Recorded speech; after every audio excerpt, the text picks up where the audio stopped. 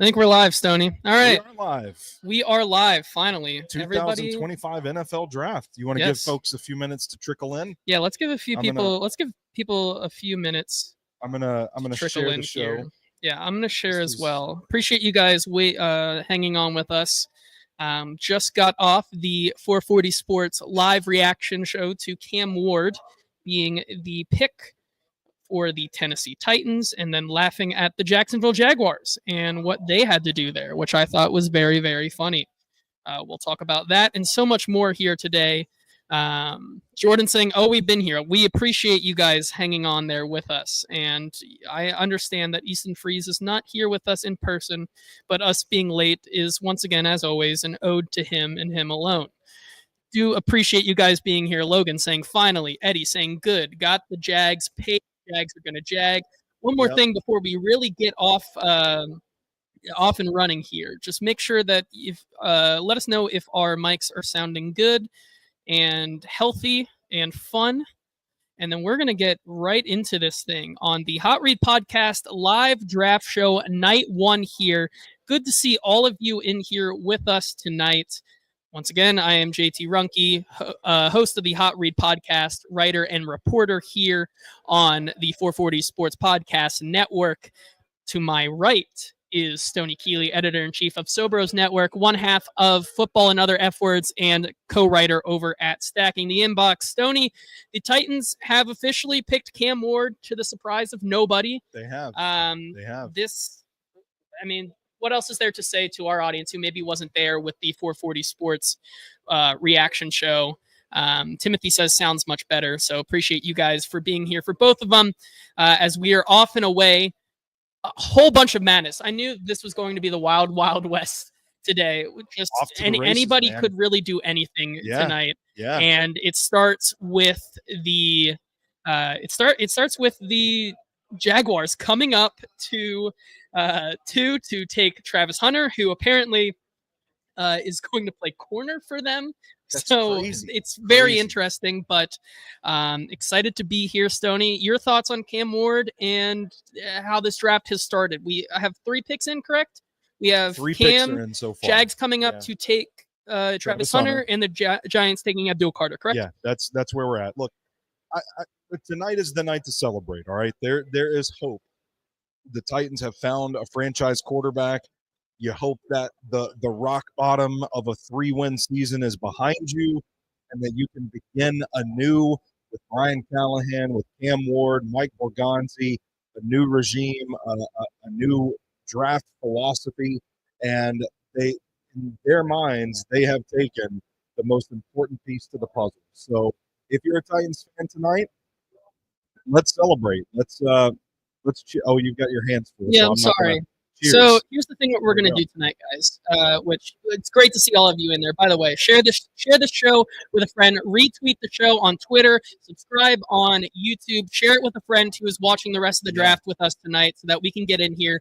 And as Derek said in the other chat, getting Yonkered off that yoinky is what we're going to do tonight. Here's what the Hot Read Podcast is going to do.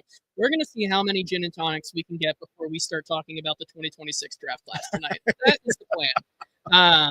Kenneth saying ESPN. Oh, Logan says now I sound like crap. Okay, so I'm going to pull my mic a little bit more out here. Kenneth says ESPN coverage was the worst I've ever seen.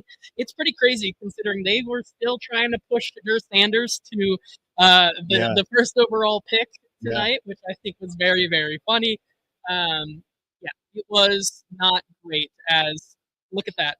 No surprise there either. The Patriots take Will Campbell at guard. So outside of the teams trading up, pretty much chalk so far in terms of players, right? Those are the 4 players we really, really thought were going to go where they did. Cam Ward, Travis Hunter, except to a different place and to a AFC South rival, which I think is going to be very, very interesting and fun to cover. You have Abdul Carter going to the New York Giants, which is really interesting. And maybe if you're joining us here on Saturday, I'll tell a little story about that and how that might have come to be, as well as Vrabel going with the most Vrabel pick, kind of, and taking Will Campbell, which is really funny when you consider they took Peter Skronsky 3 years ago when he was the coach. It's so crazy, JT. We've got a room full of our best friends in there enjoying the draft. I was talking to our guys, Paul and Jacob, before the event started. We were talking a little bit about Peter Skoronsky and Will Campbell and the comp between the two, the short arms being the conversation. But for me, the arm length is not why Will Campbell looks like a guard at the NFL level to me. It's his play at the edge. I think he's a little slow to react to speed at times and kind of ends up in situations where he's chasing a little bit. Never had that feeling with Skoronsky. The issue for me with Skoronsky was more play strength. But I do think it was funny that they asked me about the comp because now we're talking about a night where Mike Vrabel, as head coach of the New England Patriots, takes a guy in Will Campbell, play tackle, short arms, probably better suited to play guard in the NFL. 2 years after, Mike Vrabel, head coach of the Tennessee Titans, takes Peter Skoronsky in the first round. So some things never change. Time is a flat. It really is. And excited to see all of you guys coming in here. Once again, share the show with a friend. Make sure to retweet the show. Make sure to like the show. Subscribe to the 440 Sports Network. Once again, maybe it's just the network here, but we had a lot of stuff planned tonight. Some video clips to show you guys along with our thing, but I guess the network is just not cooperating with us right now, which it's very funny. Maybe that's what it is. Maybe because I'm trying to show videos and they just come up blank, and maybe I'm just gonna let it sit here for a second and we can see what happens with that. But so Will Campbell goes to the Patriots. I'm sure he's going to start out at tackle. Derek, is Will Campbell pregnant? I think. So there's something about like having aura as a left tackle, like as a tackle. Yeah. And it's like being boring. Yeah. Will Campbell doesn't have that. He has a different sort of aura. Just I don't know if I really jive with in terms of being successful at the next level. No, you said it the best. Like his hands are what makes him win. It's not the arm length, it's his hands. And I think that there's a real concern that there are some defensive edges who are just going to be able to exploit that all day, all week, and twice on Sundays. Yeah, and I do think that is the strength of his game. Really strong hands. He does have a polished quality to his game. But then you see, like, when guys can beat his hands, like Landon Jackson did in that game against Arkansas, when guys can beat his hands and he can't get them locked in, he's beatable around the edge. And I think, to me, that was why I was a little lower on Will Campbell than a lot of other people are. But the Patriots got their guy. Yeah, they did. And so it looks like the Browns have now had their pick in. Stoney, looking at your big board right now, right? You have Travis Hunter 1, Abdul Carter 2. Yeah. Mason Graham 3. We've really not talked a lot about who the Browns could look at past Travis Hunter. If you had to guess right now, like what is, like when you look at your big board right now, you just look at some of the players. Who feels like one of the best fits for the Browns right now? Yeah, I mean, I do think Mason Graham would be my best player available right here. I don't know if because they were linked to Abdul Carter for a while. I don't know if they're looking for edge rushers. Jalen Walker would be the next man up in that regard. It is 5 too early. Do they pull the trigger on Shedeur Sanders at this point? I mean, I don't know. This kind of feels like a really unpredictable spot for the Cleveland Browns right now. Gun to my head, I would say Mason Graham, but that's just because I think he's the best player available at this point. Yeah. Could they take Ashton Genty? I mean, they did get rid of Nick Chubb.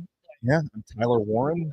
It's going to be interesting as Roger Goodell comes to the podium here. Appreciate Logan being in here.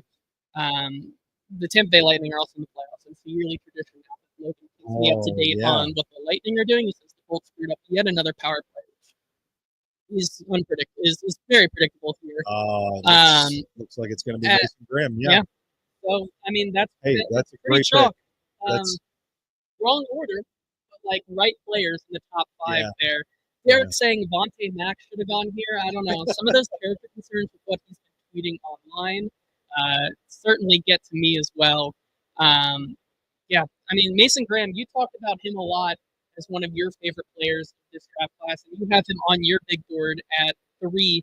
Certainly deserves to be in the top 10 here, no doubt about it. And you look at what the Browns are now going to be able to do with Myles Garrett on the outside. You Dude, look at Mason Graham on the inside. That is a wicked 1-2 punch that they've now built. Mason Graham is a whirling dervish. The man has active, fast hands, a ridiculous spin move, low center of gravity. I mean, you look at the size, maybe he is a little undersized for defensive tackle, but the movement ability, the athleticism, the pass rush potential, the dude is a Beyblade. The guy is, I don't know if you saw the viral video several years ago of that little kid running by the pool, and the mom says, "What did you got?" And he says, "It's a knife." And he's just running full chaos, running around the pool, waving a knife. Mason Graham is that kid. So this is awesome for the Browns to be able to move back, still get a blue chip player. Mason Graham is one of 4 blue chip players in this class. To still get this guy at 5 and pick up extra picks like that, man, that's I think you got to be doing cartwheels if you're a Cleveland Browns fan right now. Logan in the chat here says, "How much higher can those shorts get, Stoney? Holy bulge!" He says, "One wrong move and you're going to show a nut." Listen, that's what do you think my end game is here, Logan? That's what I'm trying to. We got to sell something on this show, right? Yeah. I mean, listen, I didn't fluff the moose knuckle up for nothing tonight. Eric says, "Do you guys think the Titans will make?" Okay, all right. He's got the grabber out. Do you guys think the Titans will make a move to pick again tonight? That's something that was floated around earlier today, that the Titans could be someone that moves in. Like, if it's Egbuka, like Emeka Egbuka, like I could potentially see that. I'm a believer that Emeka Egbuka goes before the 20th overall pick. I think it'd be tough for them to get back into the first round because you don't have a third. I really do not like the idea of them giving up future capital to move back into the back half of the first, considering what the options may be there.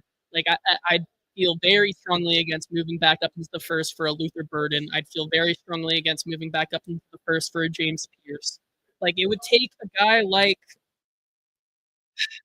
I don't know, maybe like Michael Williams falling into the back half of the first round. It would take maybe Mike Green being there. It would take Matthew Golden maybe. Could I interest you in a Donovan Jackson? Once again, what is yeah? I mean, that one would certainly. Donovan Jackson is not on my board at 35. Donovan Jackson is certainly not on my board of players I want giving up draft picks to go get. That's for sure. Yeah, I'll be the only. I've said it before. I stand by it. I will be the only person in Nashville doing cartwheels if I come away from this draft with Donovan Jackson. Hey, yeah, we're having a lot of fun here. We are 5 picks through. We've got 25 more to go, and we are here with you guys all night. Once again, we are live from the Track 1 building at the Sinkers 440 Charity Draft Watch Party with 25 to 30 other people in the other room hanging out, drinking, provided by Sinkers Beverages, the best liquor store in Nashville, and Shotgun Willie's Barbecue, all you can eat, all you can drink. The best to do it here. We cannot thank them enough for putting on this event where all the proceeds go to the OurKids Foundation. Excited to be here as the Raiders have their pick in. Is this this is in terms of Titans, right? I just saw Terry McCormick tweet. He said, "This is the happiest I've seen Brian Callahan since the day he got here," which I think is very, very funny. However, looks like the Raiders pick is in. The Raiders pick is in as Roger Goodell goes to the podium here. It's got to be Genty, right? I don't think it could be anyone else. Yeah, there it is. Yeah, there it is. Ashton Genty makes a lot of sense when you have Raheem Mostert and Sincere McCormick on the roster. Yeah. I mean, Ashton Genty, lightning rod. You talk about contact balance. You talk about the speed, the acceleration with a lane, the vision on zone runs, finding the open hole, accelerating through it, pulling away from defenders down the field, holding on to the ball and running through contact. This is a guy that maybe there are some concerns about the volume, the workload he had at Boise State, and maybe career longevity. You wonder about that, but this guy looks like he is built to be a bell cow. He looks like he is built to be one of the special running backs in the NFL. This is a guy that I think you can build an offense around if you're the Raiders. And now you think about the Brock Bowers there Geno too. Smith, Like, Ashton Genty, Brock Bowers, 1-2-3 punch, especially in a Pete Carroll RPO offense, like play action. The Raiders have kind of quietly done some really good shit this offseason so far, and this is one of those moves. Yeah. YouTube user says Stoney's plumber here. Dude is a machine. Had to reset his toilet. Busted. I have no idea. You have no idea. That is the comment of the night. Apparently, your plumber is in here talking about how your toilet is busted. And, I have had a busted toilet, and I have had a plumber come to the house that ended up being a viewer or listener of one of the podcasts. So that must be him. It certainly seems like he's here. Hello, Stoney's plumber. Good to see you here as well. Bridget says Raiders W. Logan saying Pete Carroll loves his running backs. Derek going back to the Titans and what they may do. He hopes they go for a receiver, have a young duo together with fifth-year options. If they were to trade back up into the first. Tyler Lockett, we haven't had a chance. I was rewatching Draft Day last night when the news broke, and I arose from my Draft Day, trance of mediocrity and said, the Titans signed what now? They did what? For you, does Tyler Lockett in any way change your opinion on what they should do at 35? No, I mean, I think what it changes for me is that they no longer need to draft 3 receivers. They only need to draft 2, that kind of deal. But as far as 35 goes, I still think you're looking at the best receiver available or the best edge rusher available. If there's nobody on the board that you like at either of those positions, then I think you can start talking about other positions of need. But I don't think Tyler Lockett changes that a whole hell of a lot. Yeah, me too. I think you still could do well to get either an inside slot guy like a Jalen. That's why I think Jalen Noel continues to be the perfect fit for them, because he can play both inside and out. He's a guy that I think would mesh well with Cam Ward, and he'd be a guy that I think Brian Callahan could use very, very effectively.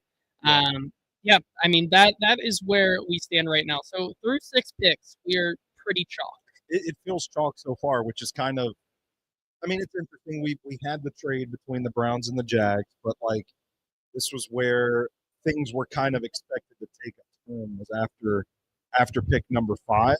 So maybe with the Jets here, things start getting a little more unpredictable, a little off the rails. But so far, it's been really expected. Yeah. Okay, so outside of the trade, right? And I think we're going to see when you see the back half of this draft. And here's the thing, right? The thing I didn't really even think about, the Browns may be now in a position where you go back to 5, you get a guy like Mason Graham at a player that is still going to be super impactful for you on the defensive end or the defensive side of the ball. And now you have an extra first, now you have an extra second, now you have an extra fourth, that you can almost come back up into that first round, maybe get Shedeur Sanders, and come away with all of your picks still next year. Yeah, there still is very much you project the Jags to be where they are next year, which is still competing for the division title in this weaker AFC South division. You can sell that pick, which probably projects to be a middle of the round pick. Yeah. Next year, go get Shedeur Sanders, and you've set yourself up really nicely with one of the premier, what people consider blue chip prospects of this draft, in a guy like Shedeur Sanders. Yeah, I mean that's a pretty clever, nifty move from Cleveland. Should that be the route they elect to take? But from what we're hearing on Shedeur Sanders' draft stock, they might not have to come up to get him. I mean, obviously, insurance is one thing, making sure that you get him, but sounds like he could be a possibility if they stick and pick as well. So, yeah, it's super exciting. Logan, we'll go on this one and then we'll go to break as we try to fix some of this sound issues and reset and get ready for the rest of the draft. Logan says, "Is Cam QB2 in the AFC South now?" Ooh, I would say, that's definitely QB3. I think the conversation is he hasn't done anything, right? Him and Trevor Lawrence. I will put it this way. I would probably rather have Cam Ward going into the season than I would rather have Trevor Lawrence at this point. I think that's fair. I think I would still put C.J. Stroud 1, Trevor Lawrence 2, Cam Ward 3, mostly just because like Cam Ward's done nothing in the NFL, right? I'm not gonna rate him over a guy who's been to the playoffs and had some success, right? Like I think that would be, but I'm still gonna put him above Anthony Richardson because I think Cam Ward not showing anything so far has done more good for him than Anthony Richardson has done in his career. Agreed. All right, guys. Well, stick around with us. We'll be back in about 3 minutes here to go through what the Jets will do, what the Panthers will do, and the rest of the back tens of the NFL draft. We're also going to take a look at these sound issues and get right back at you guys.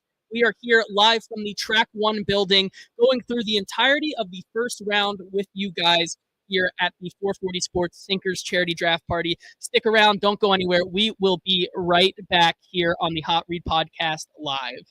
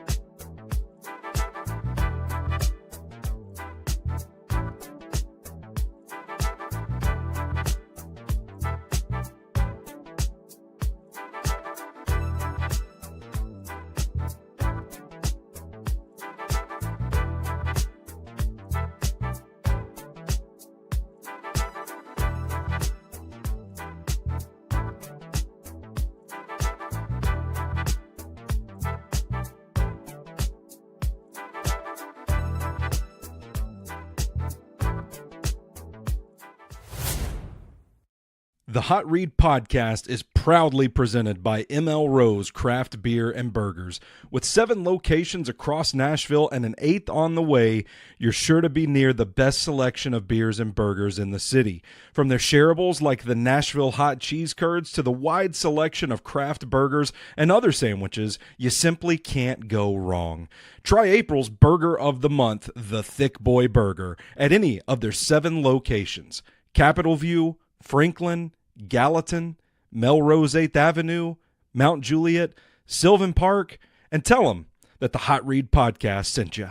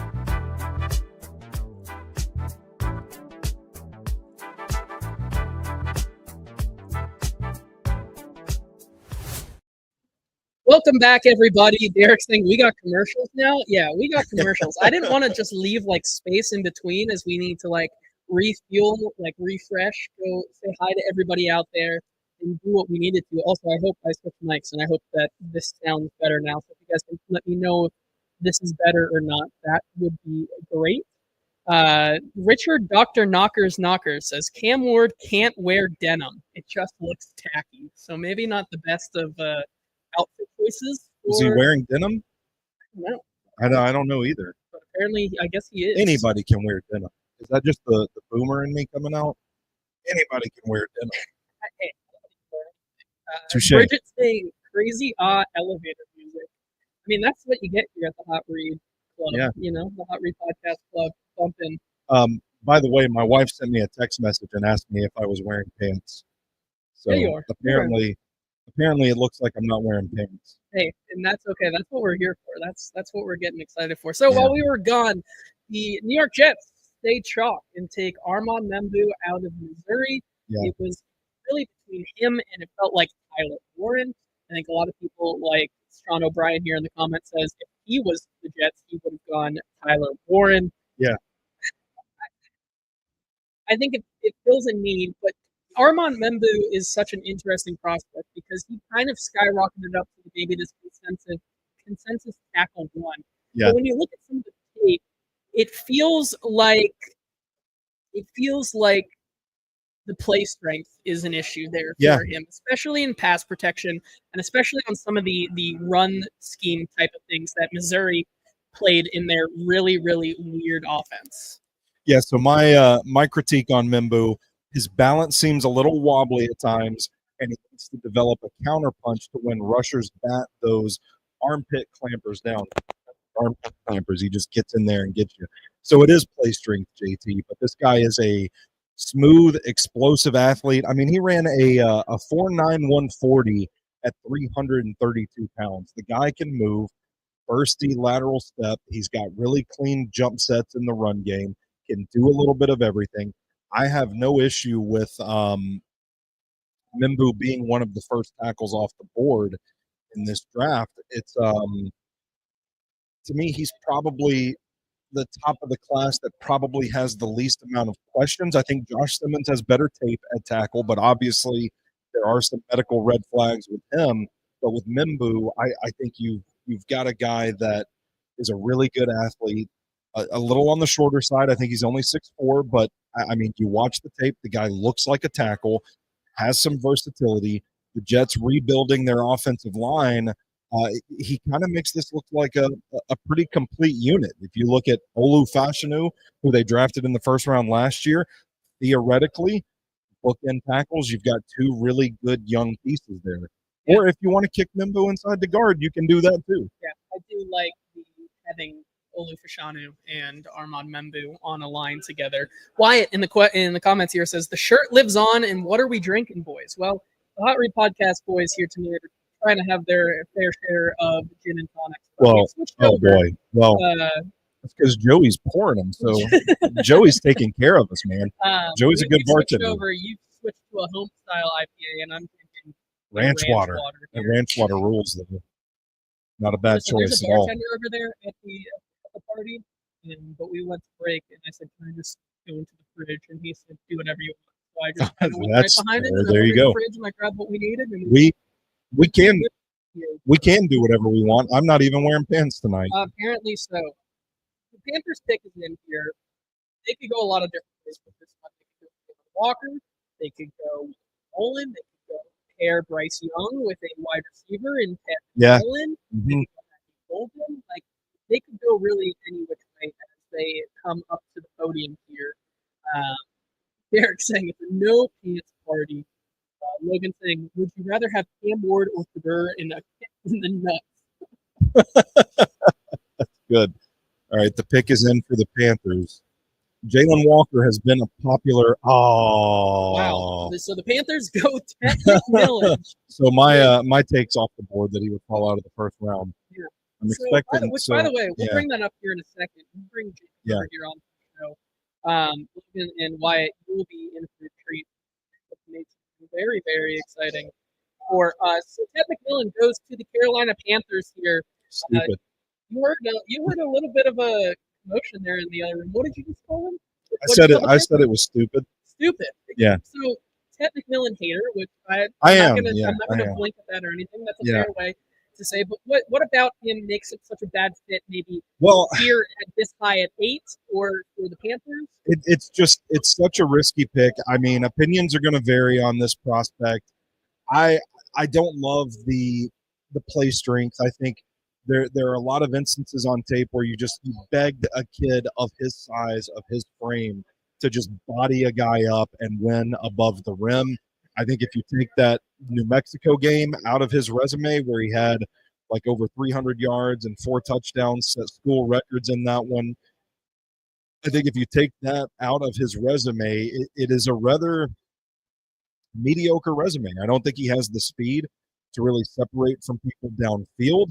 Todd McShay roasted him earlier this week, saying that he's heard that he only wants to practice hard when the scouts are watching, that sort of thing. There have been questions about his commitment to football, whether or not he loves ball. There's a ton of red flags, but none more important than the tape. And on the tape, it looks like a guy that doesn't know how to use his frame and can't really pull away from good defenders. Yeah, I agree with you there. I think he's a fit-dependent type guy there for the Carolina Panthers. Logan said, "I'd lack commitment too if I wasn't there." So, There you go. That brings up a question here. Carolina Panthers wide receiver room is now Adam Thielen, Xavier Legette, McMillan, and Jalen Coker. That is an interesting wide receiver room. Yeah, it really is. I don't know what the Panthers were doing, to be honest with you. That was it's interesting that they passed on Jalen Walker, who was linked to the Panthers for quite some time, to build out their receiver room. I mean, the thinking has to be that T-Mac is going to come in and be wide receiver one. Man. T-Mac, Jalen Coker. That's just an awfully rich price tag for this particular prospect. We're trying our best to you guys can keep with us. This is better now, or we just need to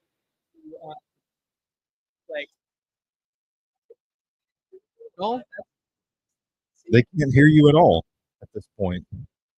Hello. We can see if that. Let's see if that works.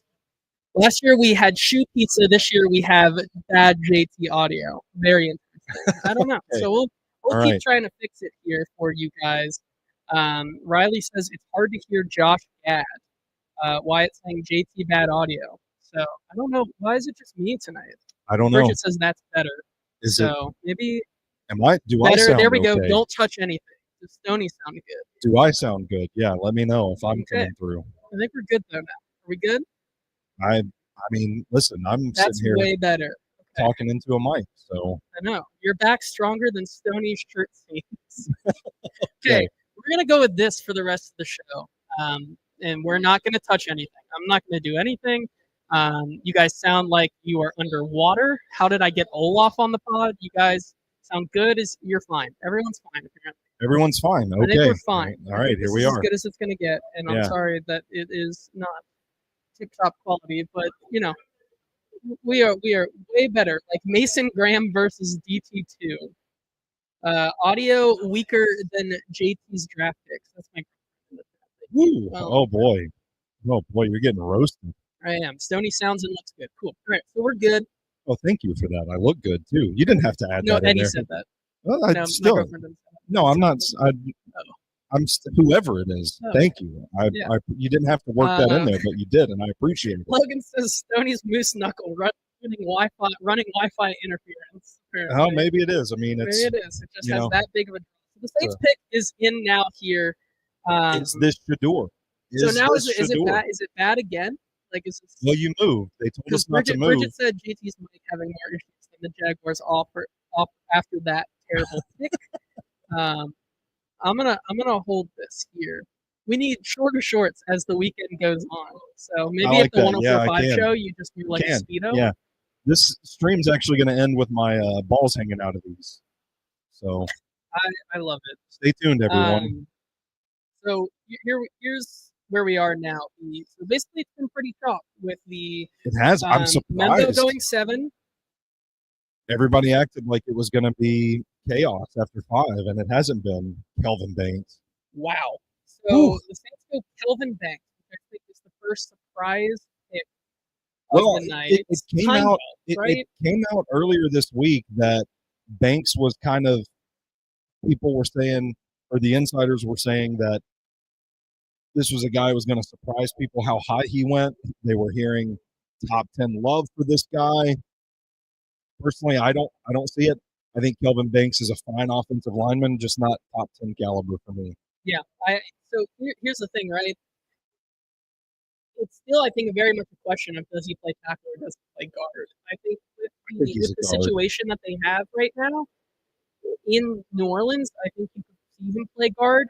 Although you've had some kind of failed attempts to fix that offensive line for them, so it wouldn't surprise me to see them play him on the left side of the line out wide first, wide being the left tackle position, before they try anything inside. Yeah. I think I started my eval on Kelvin Banks with the Kansas game from 2023, and that was probably my first mistake because he took on, I don't know if you guys remember from last year's class, Austin Booker, the edge rusher out of Kansas. Austin Booker pretty well ate his lunch in that game, and it just kind of stuck in the back of my head as I was trying to watch his the rest of his 2024 tape. I feel like there's an element of power and drive that is missing from his game. And I feel like there's too many times that he kind of stops his feet and he lunges at the rusher. Still, I think this is a guy that, has the size you look for in an NFL offensive lineman. I think he does flash those instances of, strong hands, foot drive, that sort of thing. So fun guard prospect. It seems a little rich for me. Yeah, I think so as well. So that means that as we leave the top 10, we have the Bears now on the board. It's got to be Tyler Warren. So, but then you also think about what else they could do on the back end. Well, they could go Jade Barron. They could go Malachi Starks. They could try to supplement that secondary. They could also try to go on the interior of the line. They could go with a Kenneth Grant. We've heard some things that he could be going a lot higher than teams are predicting. It does feel like, however, that the picks are flying by this year. So if the Bears were rumored all week to want to trade up for Ashton Genty, what's their eval on Amarian Hampton? If they want a bell cow workhorse running back like Genty, I think Hampton's the only other guy in this class that kind of fits from a value perspective as well. Is it too early for them to reach for the North Carolina running back? At this point, I don't think so, because we talked all along about how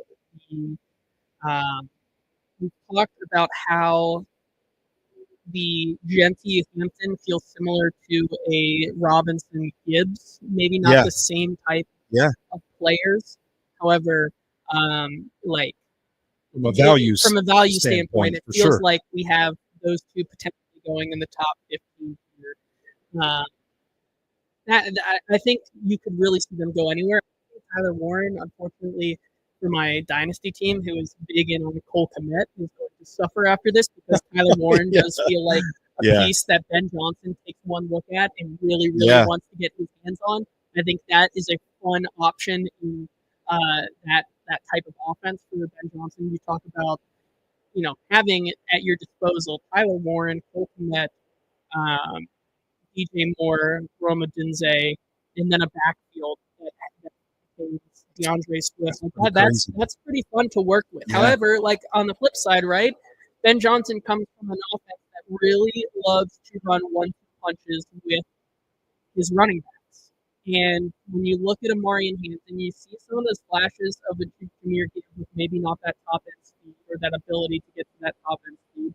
But I could see a world where Ben Johnson wants to use DeAndre Swift more in his age now, more of the David Montgomery type role, and you have a guy like Amarian Hampton who can come in and play that more Jameer Gibbs role. Yeah, absolutely. So the pick is in. Krista says, so let me see.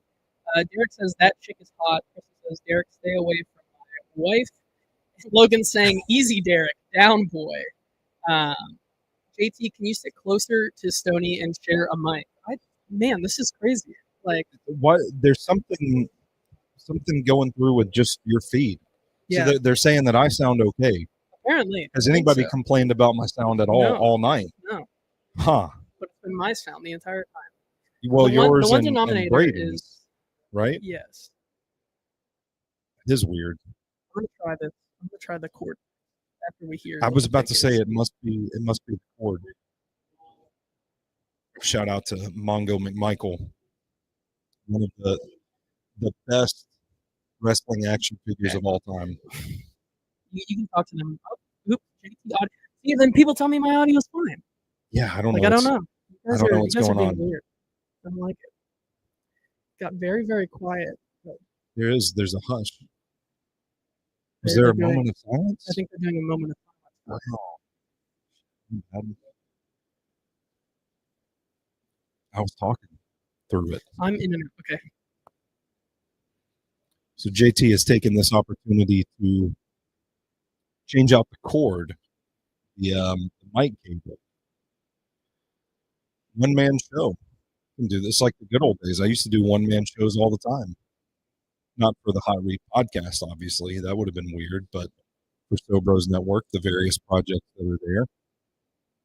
I think if I'm the Chicago Bears, I feel like we've done a good job of entertaining all possibilities here. But if I'm the Chicago Bears, that's great. We got to see the hole in the elbow on the shirt. Colston Loveland. What? Whoa. Oh, see, that's spicy. Okay, now this is the official hardware we use for the Hot Read podcast. So now if this is bad, I think I just ruined the pick for everybody in the party room because I forget that we're Colston ahead. audio like an Obama phone is wild. Oh man. Colston Loveland going before Tyler Warren is we've heard rumblings this week from like a lot of draft analysis and draft experts. Yeah. Is that on the board, Jacob? Is that on there? Oh, he is. Okay, hold on. Can you come over here and show the people? So Jacob's saying one of the horsemen of the Hot Repocalypse. Which, by the way, am I? Okay. I think people can hear me now. You're lighting up. You're lighting up. Audio's so much better. That's great. Okay, Jacob good. took our take purge and made it into a board, like with all of our takes. And he put them here, and he is keeping track of our take purge takes. So I've already missed on Ted McMillan falling out of the first round. So we're going to put a big X through the Ted McMillan. We thank Jacob for doing that for us. That was so awesome. We're going to have you come back in throughout the night and like check off some of these picks. Why it says JT Audio Goodwear, Cider Boy, probably at home. Whatever. Audio is so much better. Picks are flying through. Yeah, everyone first wants round. me to block Riley in the comments. Who is Riley? We don't see. Do we even see Riley? I don't see Riley. I don't see. Stoney is the goat. Now we can hear JT. JT's in and out. I think we're good. Thank you. Whoever said I'm the goat. I hope we're good now. Stoney thought T-Mac was going to be a UDFA. Yes. I said don't draft him at all. Here's the thing. Colston Loveland going before Tyler Warren is very interesting because I've heard over the past week and a half that there are some people in the circles that believe that 2024 performance and how he was used in the Penn State offense was a fluke. Yeah. And that from just a basic tight end perspective of playing the position at the NFL level, there were some teams who did not believe that he was this generational tight end prospect that some people are making him out to be. And you look at Colston Loveland, who I think honestly just is a better Cole Kmet, especially for like Colston Loveland plays the position very similarly to a Sam Laporta, who Ben Johnson loved having in Detroit. And I see the fit. I get it. So conversely to the opinion that Tyler Warren is not really this generational tight end is the opinion that Colston Loveland was kind of underutilized in the Michigan offense, that maybe his strengths didn't really shine the way that they used him. I get that. I'm a fan of Tyler Warren. I like him quite a bit. I think he's a pretty versatile tight end. But for Colston Loveland, I think he was kind of miscast by a lot of people as just an athletic guy that can catch passes, that, you know, they didn't throw the ball to him enough. He wasn't running enough different routes, that sort of thing. Kind of weaker as a blocker. But It's not what I saw on tape. I did see some untapped potential as a receiver, but I think the way that they used him as a blocker, he was effective. I think he had decent form. The power, the drive was not necessarily there. He does have a little bit of a lighter frame than what you look for out of a guy to be like a primarily inline blocking tight end. But this is a guy that does still have a lot of untapped potential that clearly Ben Johnson, the Chicago Bears, looked at and said, we can harness this out of this guy. And to your point, maybe they're thinking like we just got our Sam Laporta. Yeah, I think there's no question about you see the comparables there between a guy like Wilson Loveland and what Sam Laporta did for that offense and what he can do now for the Chicago Bears. So we're starting to get a little bit off the rails. Like maybe this is now the downturn into like, we're going over the hump. We went chalk, chalk, chalk, chalk. Kelvin Banks, Ted McMillan, Colston Loveland going before Tyler Warner. And now we could go anywhere, I think, because like Logan says, what does Dallas reach for? Does Dallas end up going Josh Simmons? I know area never him. Like there's still also edges are like Colston Loveland going here, Kelvin Banks here. We're starting to push the edge position down the board. I mean, and if you're watching it for the Titans, 35, which I think what Christopher says seems like we're coasting. He seemed to be the one that was thinking my mic was the worst. So I hope everything is better now. Yeah, let us know. It certainly seems like now the Colts are going to get Tyler Warner. Or that's going to be. He could be the pick there. That's going to be wild. It looks like the 49ers pick is in as well. So we'll see. Do you think they go tackle here? So, do you think Simmons? I've heard that they really like Gray Zabel. That's been a popular thing too. This would be super early for Gray Zabel, but I mean that you want to talk about going off the rails. The 49ers take Gray Zabel at this spot. I think that would do it. I do think also Christopher has a point here. Like as much as we wanted to talk about Cam, the Jags absolutely stole the thunder by trading up that massive package. Yeah. Titans fans may really like having Cam Ward, but like if I told you that the Jags come away with Travis Hunter in this draft, the Colts come away with Tyler Warren, and say the Texans come away with a Matthew Golden or a Emeka Egbuka, it puts a little bit of a dampen into the Titans haul on day one. One of those things that'll be in the back of our minds as we go throughout the summer. To answer your question about Dallas, they were rumored to have been in on Ted McMillan pretty heavily. So you wonder, there's also been some rumors out there that they're in on Matthew Golden, that they are looking offensive line. Hampton. I mean, how it's kind of wild that Abdul Carter is the only edge rusher off the board at this point. And yet we've already seen Will Campbell and Kelvin Banks both go.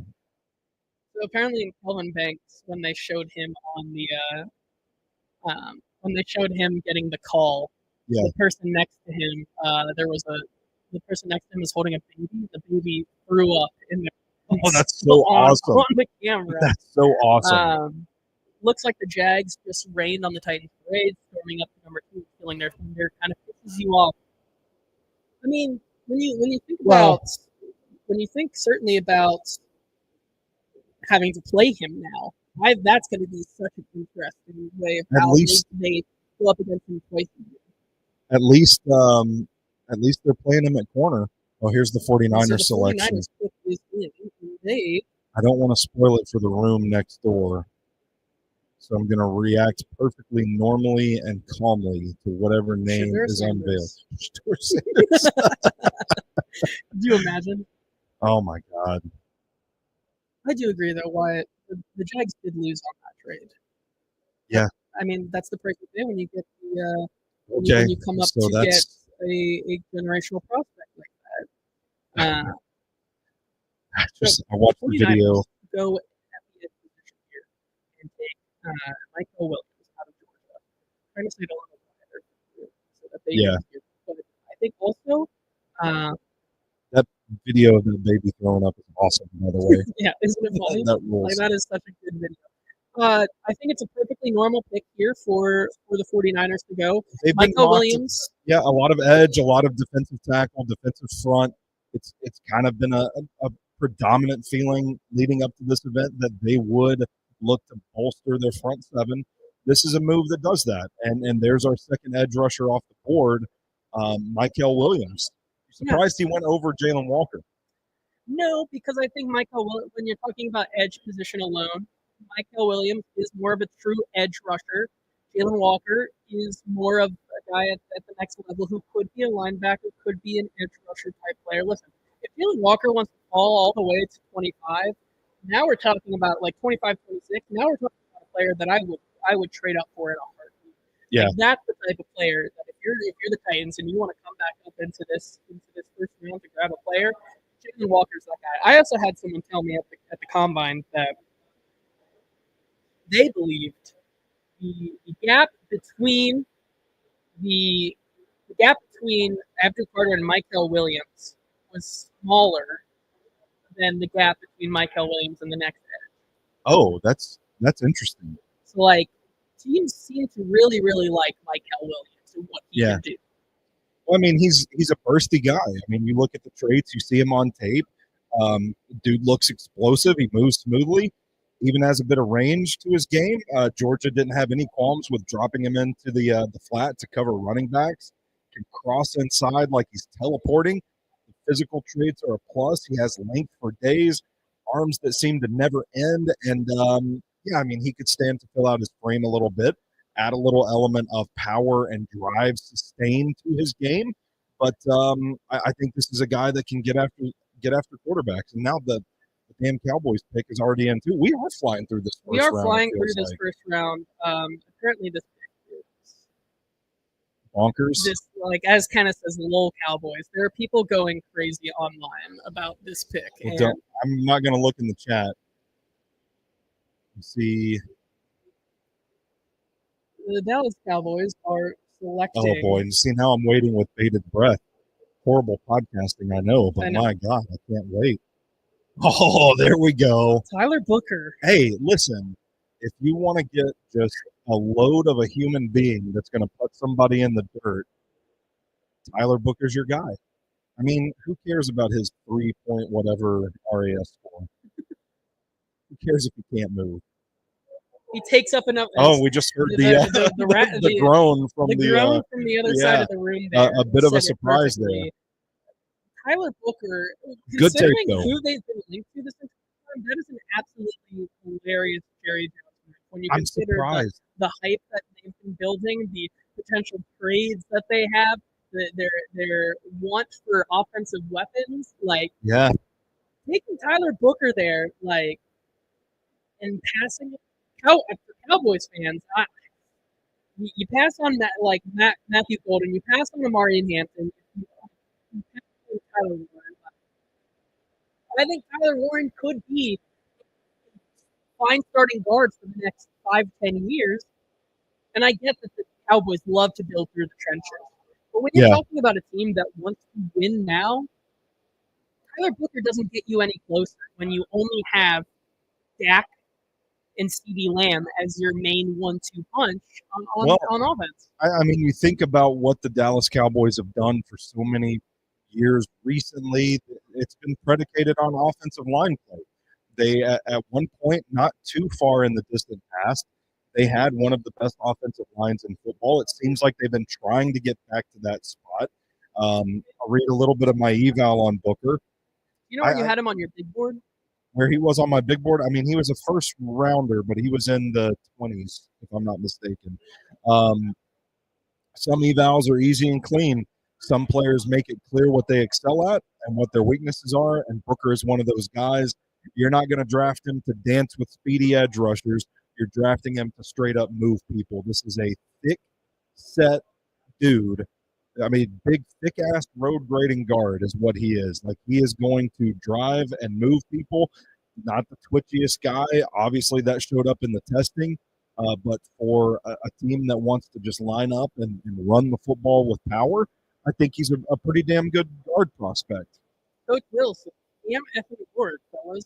Had to leave Pat McAfee. Cam wasn't getting enough love. Happy Cam Ward Day. Happy Cam Ward Day. Ward Day to you too. We'll raise a toast and we'll raise a glass here to you, Coach Wills. Thank you for being here, and thank you to all of you for being here. Reminder: if you are joining the content tonight, here we are live from the 440 Sports Sinkers Beverages Draft Charity Watch Party, supporting the OurKids Foundation. There's 25 to 30 some odd people over there. All you can eat, all you can drink, having a great time watching the first round of the draft. Us degenerates are over here in the other room, drinking by ourselves, talking ball.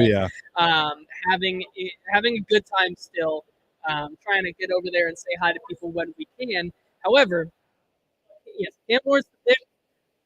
Here's the conversation, though. Like, I don't mean to rain on people's parades, but, like, if the Dolphins don't go Tyler Warren here, there's still an opportunity here for the AFC South to, like, Cam Ward, yeah, you got him.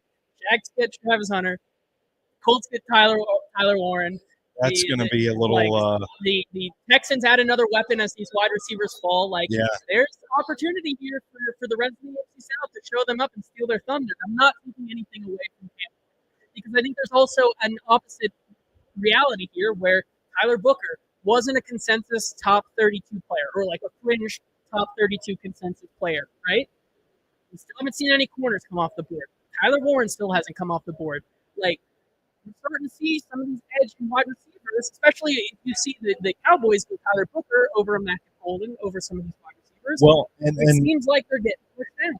There was a little bit of rumbling out there that the Dolphins were in on Tyler Booker as well. Tyler Warren. No, Tyler Booker. Yeah. So the Cowboys probably felt like, hey, if we want to get the guard, we've got to get him in this spot, stick and pick him. I am surprised that they passed on Matthew Golden in that spot. I'll say this about Cam Ward. I think there's another layer to the conversation we're having tonight, and maybe it's that it just became so apparent that Cam Ward was going to be the pick for the Titans that a lot of what there was to say about the marriage between the Titans and Cam Ward was already said for us, was already said into the lead up of the draft tonight, and then for there to be such a blockbuster trade right there at the second spot, it wasn't like there was time to breathe, to let things marinate a little bit. It was right then and there. There's a trade for two, and it's Travis Hunter, who on most big boards is the number one player in this draft. A huge shakeup at the top of the draft. The timing to me is probably what did it more than anything else. But happy to talk Cam Ward if people still want us to talk people want to talk Cam Ward. We can definitely talk Cam Ward. Derek says you can't steal the thunder of the team that got their franchise quarterback.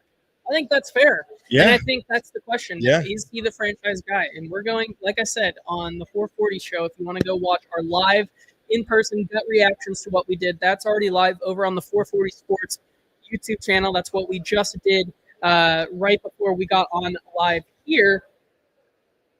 We're going to enter another honeymoon period, right? Like, yeah, for sure. I do think that this next year could be really good. It could be catching lightning in a bottle from the start. Like, he could gel really, really well.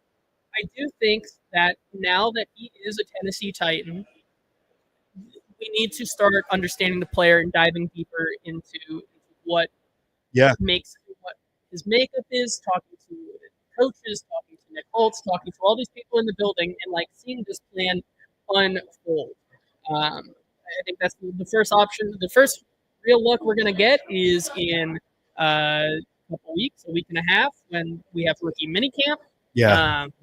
Which I think is going to be really exciting. Like, I don't think it's going to be, guns a-blazing. Cam Ward is a top 10 quarterback from the start. Like, I think this is a work in progress. And now, I do too.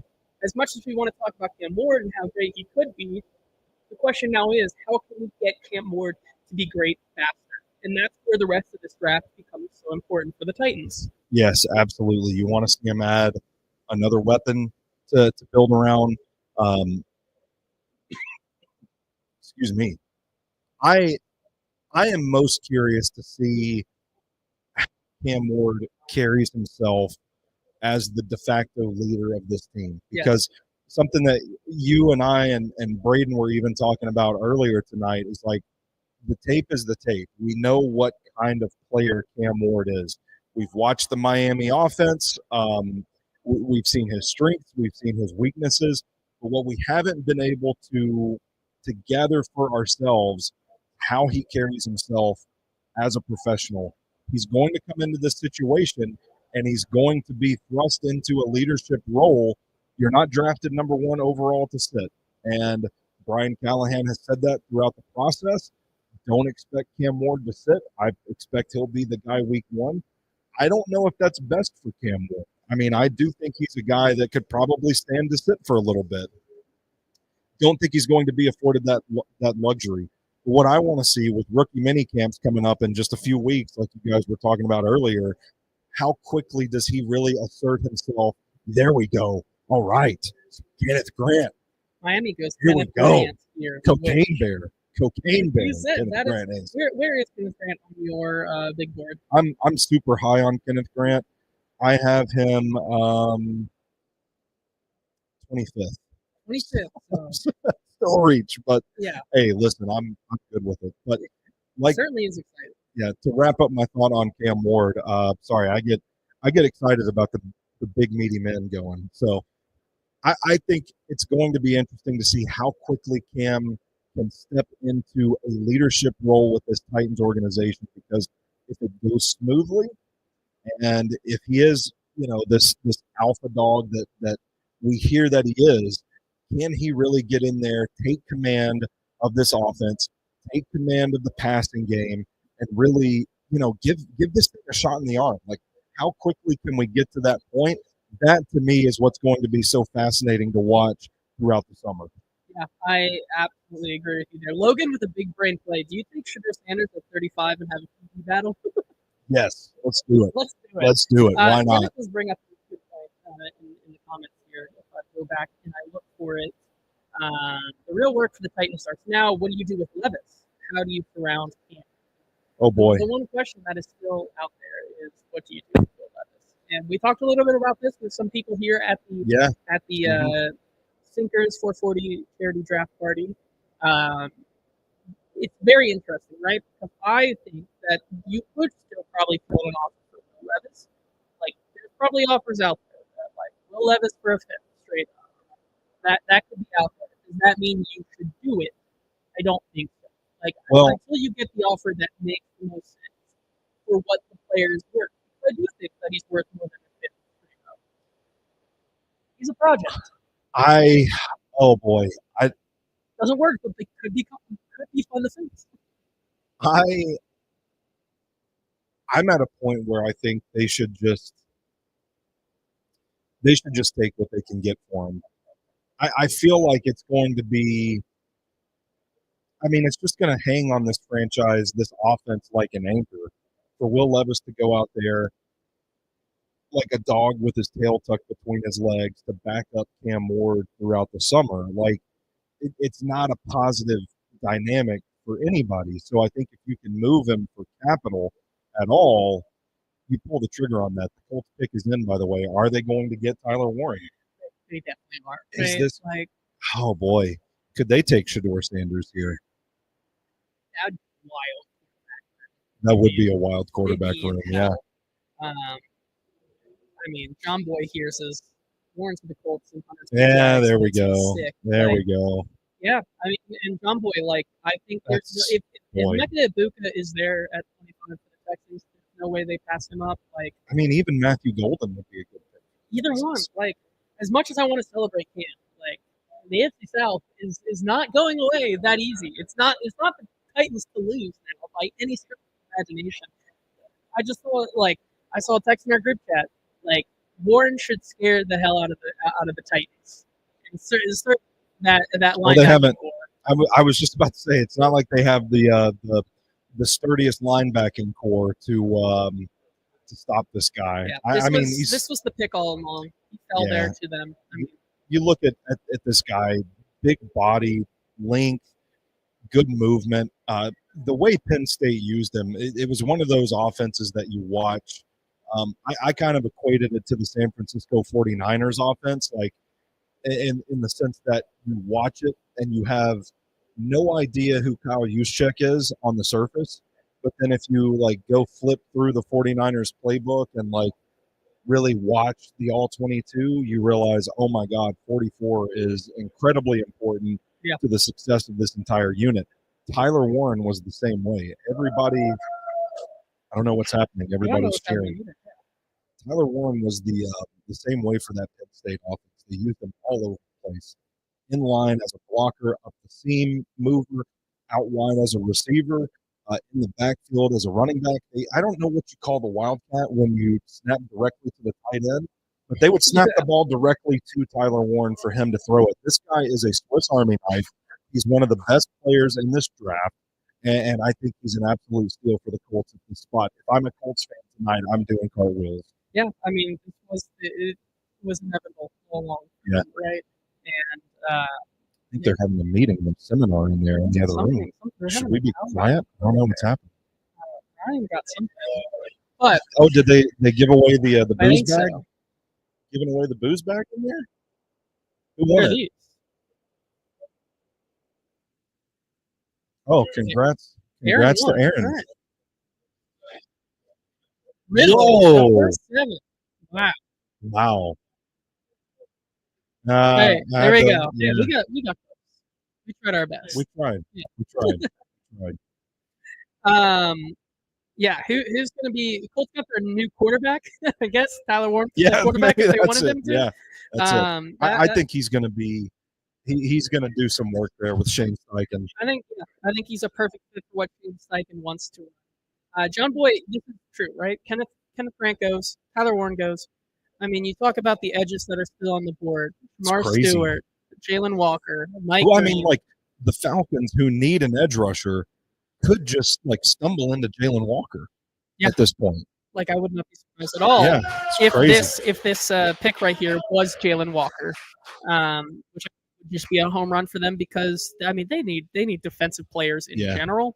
But once again, like you could probably if Jalen Walker isn't the pick here.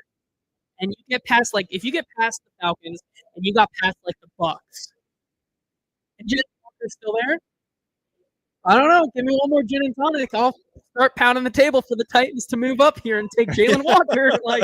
I could do that. Derek says settle down in there. They're having fun because it's a good time here at the 440 Sports Sinkers Beverages. It is. Charity draft party supporting the OurKids Foundation for the kids.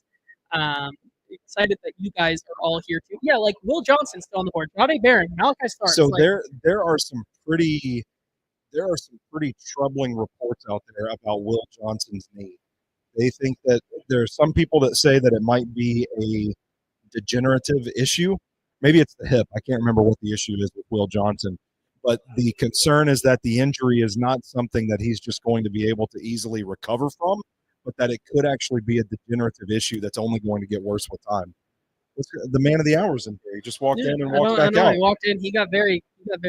What are we going on? Oh, are you going to try and poke my moose knuckle again? Take that out of context. We got to. That'd be quite funny. We're having a good time here. Oh my God. I think Braden took Blind Joe's walking stick. I think Braden took a blind man's walking stick. Hey, we're having fun here at the Sinkers Beverages 440 charity watch party. Yeah, it's always a good time here. Jalen Walker goes here. Like, who do you have? You have Atlanta, you have Arizona, you have Cincinnati. I was about to say, weren't the Bengals? There could be a very big run on edges here. However, I can also see Jahad Campbell go here to the Falcons, even though he may start on the pup list. There's I was about to say there's some injury concern with him as well. A guy that I think had top 10 caliber tape in this class. So it's crazy, man. Like this really does kind of feel like things have picked up a notch. Things have kind of gotten off the rails a little bit. Oh, here's Joe. You're in trouble, Braden. Logan in the comments here says Braden being blind explains the Cam Ward hype tonight. Joe's about to walk right into our equipment. Bring the whole string down. Sir, do you need a GNC? I'm good. I am. You know good, what, Joe? I need to- would love a GNT. Well, if JT's gonna have one, I'll have another one. All right. Thank you, Joe. Sounds- I was trying to slow down a little bit, but we still got half the first round to go. Braden, did you give Joe his stick back? Okay. What are you looking for? We can report that Blind Joe has his stick back. What are you looking for? I'm looking for Biggest Boobs? surprise for the rest of the draft. that Aaron here at the Sinkers Shockingly draft party got the first 7 picks correct. That's insane. I mean, we did talk about how that was kind of chalk. No, that's true. Yeah, you're right. You're right. 7 picks correct. You want a big bag of booze from Sinkers Beverages. Congrats, Aaron. Sinkers Beverages. Go to Sinkers Beverages. Jalen Walker is looking at his phone, but he's not on the phone. He's not on his phone. We're starting to phone watch people. Oh, Certainly boy. on the ESPN. Oh, boy. Notable quarterback slides. The Moose Knuckle podcast is legit. We appreciate you being here, John Boy, for the Moose Knuckle Live. The Moose Knuckle Live. Here we are. Logan says his draft pool had a guy go 8 for 8. Listen, I didn't do a draft pool this year because, simply put, I had no idea what was going to go on. So maybe that's a shame on me because we said it was chalk. I should have just been a man, and I probably should have just actually did what I supposed to, and I could have walked away here with a big bag of blues from Sinkers Beverages. However, I think I just heard my name in there. I don't know what they're saying about me. But and look at this. We are. Oh, here we go.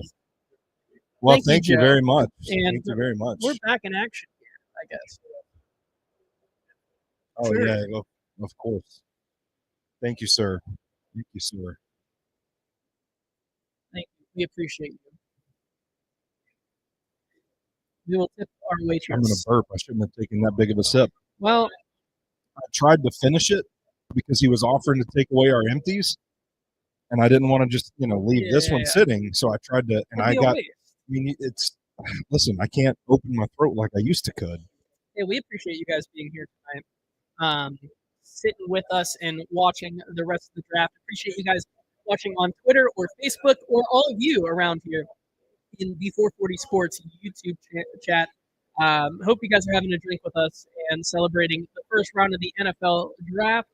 Right here, provided by Sinkers and Shotgun Willies, and of course, M.L.Rose, our lovely sponsor of the Hot Read podcast every week.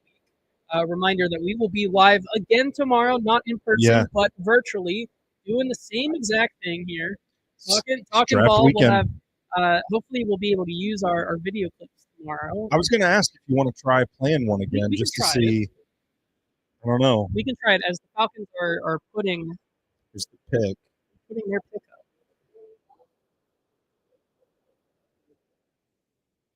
up. Oh. Yeah, that's crazy, stupid value. Stupid value to get Jalen Walker. So Jalen Walker goes there. Derek says he'll be here all weekend. My new job doesn't start until Wednesday. We're saying the draft almost halfway over. It's kind of crazy. It is kind of crazy. I mean, this is going very, very fast. This has been a pretty long night in years past. John Boy says, who else's wife is super confused and annoyed at the same time? That's fair. Yeah. Jalen Walker going there. Crazy value. Perfect fit for them. Do we start to see a run on edges here? Maybe. I think you could see. Now here's the thing. Arizona could also go Matthew Golden here. Yeah. And make a pretty dynamic wide receiver room. I mean, you think you've got Mike Green, you've got Shamar Stewart still on the board, Donovan Ezeraku. Push him. I think if you're a fan of the Titans, you want an edge rusher at 35. You probably don't like seeing what's happening at this point.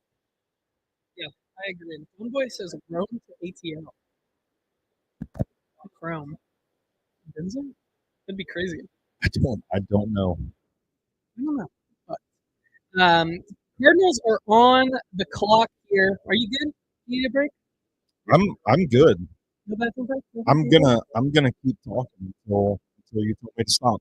All right. Well, I guess we'll keep going. We'll go through this bit. then we'll figure it out after that. But Eddie said, "You're a Morgan Wallen fan. I stand by poor decision maker observation." Hey, listen, I'm kind of with Eddie on that. I don't.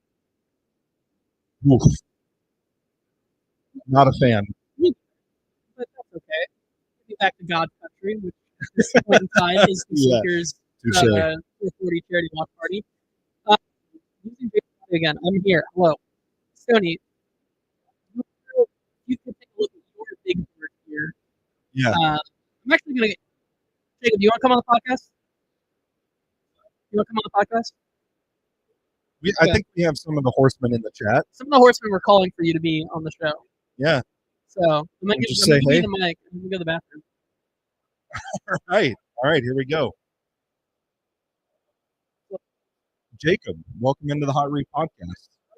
How are you feeling tonight? How are you enjoying the party so far? Yeah. You got the Shotgun Willie's barbecue. We've got the open bar courtesy of Sinker's Beverage. Sinker's Beverage, the one beverage they have. That's right. Not Sinker's Beverages. That was my mistake. What are you feeling right now? The Titans have selected Cam Ward. It would have been shock and panic otherwise. Yeah. So we were kind of talking about in the room before the pick went live. Was like, what's the mood going to be if they say literally any other name than Cam Ward? And I think it would have greatly changed the trajectory of the night. Oh, Joe's back in here. Joe, do you have? Hang on a second. I'm going to put the microphone right in front of you, Joe. Can you? M.L.Rose I just want to talk about how great M.L.Rose is, guys. If you can go to Uber Eats and they will bring you these delicious loaded up waffle fries that have all this meat and cheese and goodness over top of these, and they'll bring it right to your door. So you can go to one of, I believe, 6 locations coming soon in East Nashville. And they have the burger of the month. What is that? It's the Thick Boy Burger. Oh, yeah, that one's yum. And then they have lots of great beers on tap. But definitely go big on the loaded up waffle fries. Deliciousness. Also, 5 stars to the Hot Read Pod. Fabulous with the greatest host, the most beautiful host, Stoney Keeley, and just terrific JT Ruhnke. Thank you very much, Joe. Joe's doing our job for us tonight, making sure that we shout out M.L.Rose. Fantastic job there. All right, so Jacob, where were we? I'm sorry, I've had a yeah. I think what a lot of people wanted to see from this first round was just how it would play out to affect the Titans yeah. Where their leverage would be at 35. Yeah. So JT's been on this idea that it's the AFC South is kind of stealing the Titans' thunder tonight because the Jags trade up for Travis Hunter. The Colts just get a steal with Tyler Warren. Right. Now you're looking at one of these receivers, Emeka Egbuka, Matthew Golden, that could slide to the Texans. How are you feeling about what the rest of the AFC South has done tonight as a Titans fan? Is it raining on your parade at all? Well, let's look at it this way. The Jaguars paid a lot. That's true. The Browns had 33 36. Yeah. So the Browns will have a second round pick and a first round next year. So I hope Travis Hunter for him, but I'm not sure. They have to play him, right? Yeah. And then when you look at the Colts, who's going to throw it to Tyler Warren? Hey, we didn't think about that, JT. We didn't think about that. So we got to wait and see with that. Walter Nolan to the Cardinals. Wow. Okay. So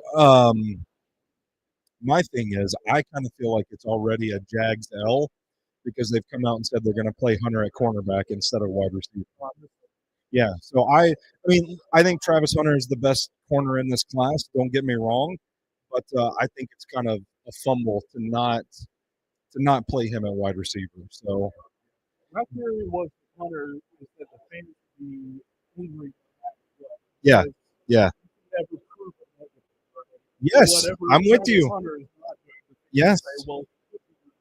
Yes. Mhm. balance. I'm glad you said that because I try to tell people all the time, you cannot prove that Bigfoot does not exist. You cannot prove the negative that something does not exist. So that's great. I just heard my name again. I don't know what they're. Oh, no. What am I doing? The middle part. The middle part like this. There we go. Okay, gotcha. So one last question, Jacob. Sorry, guys. I'm learning here. What inspired you to make the Take Purge big board that we have?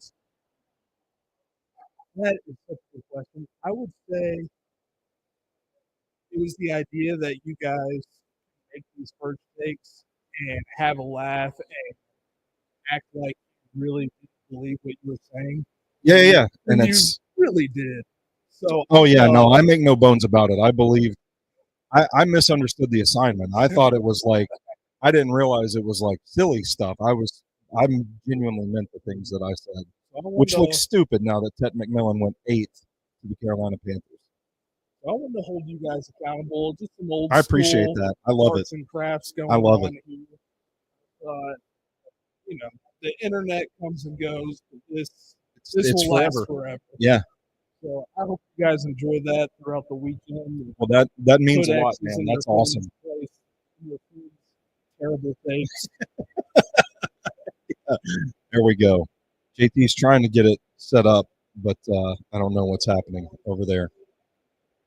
I'll give you guys the Sharpies if you need it. So you have the green. Oh, we and red should. X. We should. Yeah. How are we doing, JT? Yeah. Could people hear Jacob? Okay. Sorry, guys. I couldn't see the comments, so the Chris Johnson signed helmet is in the way, which we haven't even talked about tonight. There's a Tennessee Titans helmet signed by Chris Johnson on the table in front of us. Fantastic. Not me. Not me. I love this place too much. Been here for 3 years now. You like the old school white helmet? You know, like the new helmet? I feel like I'm in the minority here, but I actually like the dark blue helmets. Mhm. It's been long enough at this point because it was 2018 when they made the switch. It's been long enough at this point that I see those and I'm like, oh, I wish they'd wear those like once a year or something. But it doesn't. I get that. It doesn't sound like that's going to be the case. I would be cool with them going back to those uniforms, like the old, like the dark blue jerseys with the white pants and the white helmets. Just do that once a year. I think that would look pretty slick. Yeah, it wouldn't be bad. I will say the all navy head to toe is a strong look. Yeah, It feels very Derrick Henry-esque. it does. Yeah, it feels powerful. Have we missed picks? I've just been talking to Jacob and not even paying attention. Yes, sir. Walter Hand it Nolan. back off to the experts here. Thank you, Jacob. Thank you for coming on the show, Jacob. Yeah. I was just gonna let him go. I was like, I can come back. Well, yeah, whenever. that's what I'm. Chilling. Yeah. We were doing great. Let me take that helmet off your head. Let me get that. Yeah.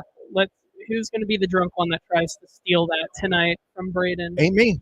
It's at Braden's house. If you find his address, you can probably find it. I don't know. Do we want to give out Braden's address on the broadcast I tonight? don't know. Maybe we could get Braden to give it out. Shout out to Jacob, by the way. He just walked in here, sat down in the chair, and we podcasted. I don't know if people could hear him. I have no idea. I go back in the comments here and let me look real quick. It goes. Wyatt says alarm bells. Mike is missing audio again. JT needs to sit in Stoney's lap for the remainder of the pod. Ian says, what in the terrible mic is going on here? Damn, that mic is awful. Good thing we can read lips. Y'all have to share a mic. Maybe that's what it was then. Yeah. Maybe I think that was what it was. And then once I told him to put it here instead of here, when I put it here, that could have done it's a directional mic. So, it's. Yeah. Derek says, give me the address. I'll get it. Bengals are on the clock here. It feels like it's edge rusher, right? Says the pick is in. I don't think it could go I personally think Walter Nolan was a reach right there. I know some people liked him. There's some people that in the thought Walter top 10. Nolan is a top 10 pick. Like, I just, man, all of these Ole Miss guys are just so inconsistent on the tape. Yeah. And I felt like he was another one as well that really flashed good hand usage, good speed, pass rush potential as a true, like, 3-tech. I mean, I kind of made jokes about him being like, he's going to be this class's next Aaron Donald because of his size. Good player, but man, just really inconsistent. And here comes the Bengals pick is coming in, which, yeah, I feel like it has to be edge rusher here for them. They have to get better at edge. And if it was me, I'd go Mike Green. I think he fits well into what they want to do. Obviously, they don't have Lou Anarumo anymore. They don't have Big Lou anymore. If free edge go in the next 5 picks, that I would not blink twice at that. If we see a run on edge, it's what looks like we're shaping up for here. Now, yeah, here's the thing. Like, Seahawks could also go Gray Zabel. They could help the offensive line. Josh Simmons is also lurking out there as well as Ooh. Oh boy. Ew. Oh, there you go. Cincinnati Bengals take Shamar Stewart. Well, that's a pick. To quote Mike Morganti, Shamar Stewart is a player that was picked. Listen, at least that means the Titans won't pick him at 35. This is true. Shamar Stewart, no production, has the crazy intangibles, has the length, has the size. 10 out of 10 RAS. This is a guy who's an athletic freak, but has no production for it. And I think the big question is for Shamar Stewart, for Nick Sporton, for all those guys on the Texas A&M team, was that a product of the defense they run, or is it truly just Shamar Stewart? Like, man, Shamar Stewart cannot get after the quarterback. And I think we'll go back to the to finish up here, go back to the Moneyball. If he's a good edge rusher, why doesn't he edge good? I messed that up, and that should not be taken out of context. Don't clip that. We don't know how he edges. To be fair, we don't know. That is true. We don't know how he edges. I watch Shamar Stewart, and I see the freakish traits. Right, like there's no doubt about it. The guy is an athlete. The guy is explosive. Why is he just a power and leverage guy on tape? Like, there's so many times that I watched him and I felt like he got just close enough to create a pressure, create a sack. People cite Mike Elko's defense and they're like, oh, well, you can't hold that against him. But I don't think Mike Elko's defense causes you to almost sack the quarterback, to almost pressure the quarterback. Like, those are still what you want to strive for. And it felt like he just couldn't finish. There were so many instances where he almost made a play on tape that I don't know, man. Given like the freak athlete that he is, maybe this is an appropriate range for him, but it's not the player I would have taken at this point. I think Ezraku, I think Mike Green certainly are both more polished, well-rounded pass rushers. Maybe they don't have the size, the athleticism that Shamar Stewart does, but I see the vision, but I don't see the production. Yeah, I agree here. Now listen, Christopheros says it best, to quote Draft Day, looks like Tarzan plays like Jane. Here we go. I think there we go. Way to put it up. And you look at the rest of how this draft is going to shake up. You have Seattle, you have Tampa Bay, and then you get to that really juicy area of Denver. It's going to be fun. Los Angeles, and Pittsburgh. And I think that's where we could start to see this thing really get off the rails. We could start to see some guys reach. I think that was a total Bungles moment. I would have taken I would have taken Mike Green over him. I would have taken Ezra. I would too. I will say, what about Gray Zabel? Because there was some buzz that the Bengals were kind of in on Gray Zabel at one point too. I think they were held by gunpoint at Joe Burrow saying, "You signed T, you signed Jamar, now go get me a defense." And that probably was what happened because Joe Burrow is a psychopath. However, I think we're going to get very, very wild here. Seahawks could go wide receiver. They could also go defense. They could go Gray Zabel. They could go on the offensive line. Yeah. Like, they need a lot of help. Listen, let's go to break. Let's come back. Let's regroup. Let's prepare for the madness that's going to happen here. We'll be right back. We are here live at the Track 1 building at the 440 Sinkers Beverages Charity Draft Party. We're going to go say hi to some of the great folks out there and come back for the rest of this draft because it's about to get really, really wild. And we're going to see what the Titans might have at their disposal at 35. We will be right back. Don't go anywhere.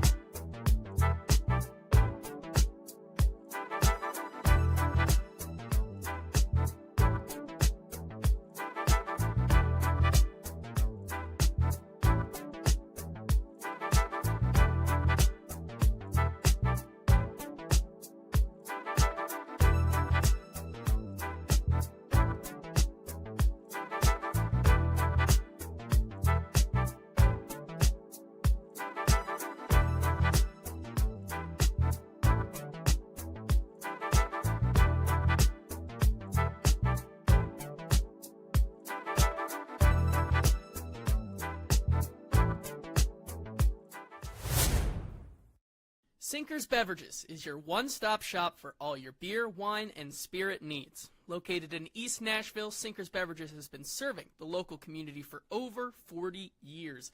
A 4-time Best of Nashville Liquor Store of the Year, Sinkers Beverages has anything and everything you need for any occasion. Sign up for the in-crowd to get access to allocated wines and spirits, exclusive events, and early access to barrel releases and more. Shop Sinkers at sinkersbeverages.com. and tell them the Hot Read Podcast sent you.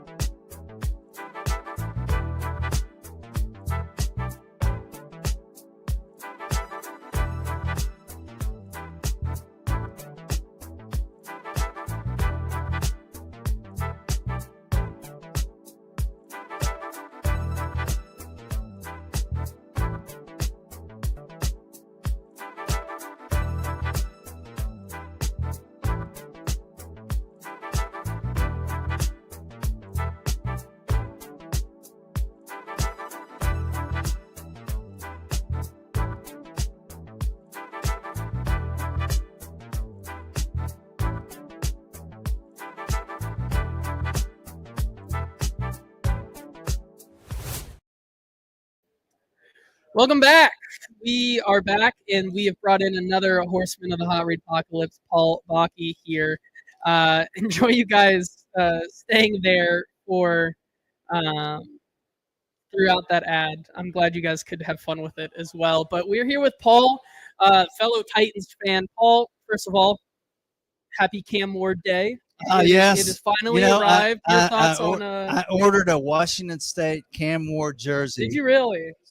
And it did not come in. I was going to wear it today, but maybe I'll wear it next year to one of the games. Well, there you go. I'm excited. The hype is building for him. Your thoughts on? I know that Logan loves Cam Ward and Stoney. Both of them are haters. But I'm excited about Cam Ward because I think the difference between him and the rest of the quarterbacks is the ability to get the ball out lightning quick. The processing and the quickness and the velocity and the slow heartbeat, that makes a difference. Of course, it's all yet to be seen. Yeah, right. But he's got the tools. He's got the right mentality, and I'm excited. It certainly is an exciting time, and we just saw the Seahawks, and we'll bring Stoney back in here in a little bit to talk about Gray Zabel. He kind of went crazy in the other room here about Gray Zabel. It's a great pick for Seattle, but keep dropping some of those edge rushers down. Keep dropping some of the wide receivers down. the question now becomes, if you're a Titans fan, how do you build around Cam Ward? And looking at the 35th pick, where do you stand as a Titans fan? Are you wide receiver? Are you edge? Are you trade down? I would like to trade down and still get a wide receiver. Just want to see the offense click. And I know they need an edge, and I wouldn't be upset if they got an edge. But I'd like to see them get because if they wait to the 4th round, they're not going to get an explosive guy, I don't think. So I'd like to see them get a quick difference maker. And I think they can do that if they trade it down. Now, the question becomes, of course, is Luther Burden or Igbuke, Golden, are those guys going to fall out of the 1st round? We may see them get taken here pretty soon. Listen, I think people are in for a fun ride tomorrow night if Luther Burden is there and the Titans do not, in fact, pick him and pass on him. It'll be an interesting conversation. But Easton Freeze is predicting that. He says they'll go right by him. I'm willing to back him up on something. I will be honest. However, gotta get his girlfriend and mom under control, and we'll be all right. Now, another question that was brought up was the rest of the AFC South. Of course, they go Cam Ward. You get your franchise guy having a great draft. The Jaguars maybe pay a little too much, go up and get maybe the number 1 player in this draft from an athletic standpoint. Indianapolis gets Tyler Warren, just falling to them. AFC South is also having a great draft. See that coming. Right. Yeah, but how does that make you feel? The Hunter thing, I did not see that coming at all. They're going to have to play him twice a year. Right. Deal with him. It's gonna be offensively very, very and defensively. That guy's a player. Yes. It's very exciting. Well, he looked like he was skipping his way onto the football field. As he was. I have a question for you. Yes. Shedeur Sanders, what is your prediction about where he's going to go? Because I have a theory. I think he goes in the next 5 picks. I think he's already got it worked out with the Steelers. I think it's already worked out. I think he's either going. You listen to what Deion said. He said it's going to get worked out behind the scenes. I'm not going to be out front. I think they've got it worked out. They canceled appearances. I think he's going to be a Steeler, and I think it's already worked out. So, yeah, I think he's a Steeler. We also talked. The Browns are now in a really nice position with the 33rd pick and the 36th pick to come back up here in the 1st round. They could. Because you trade back and you forfeit a guy like Travis Hunter for Mason Graham, a blue chip prospect. And now you have the capital to come back up into the 1st round and still feel good about having another 2nd round pick. That's a good point. It'll be really interesting. If he makes it to 20 to the Steelers, he's gone. But Cleveland put themselves in a great position. And there's the other shoe to drop. I said that he was not going to make it to 20. There he goes. He does not indeed make it to 20. Emeka Egbuka goes to the Buccaneers. The dreams 19, are over for the Titans for him. Yeah, I mean, when I saw that the Texans and the Broncos were looking to move up today, I said the dream is dead. But Emeka Egbuka, the 2nd wide receiver off the board here tonight, that makes a really fun one. That is a stacked room. Mike Evans, Chris Godwin, Jalen McMillan, and Emeka Egbuka is crazy. Does that mean a trade is on the way? I don't know. It's fun to think about. Tough. Yeah. Well, Paul, are you having fun tonight here? Yes, great. You guys are missing out. I know. This is great. I came here last year for one of the events, not both. Coming back for the Saturday night. So I'm real excited to meet Nick Suss, Paul Kuharsky. I was very upset when I found out that I'm older than Paul Kuharsky.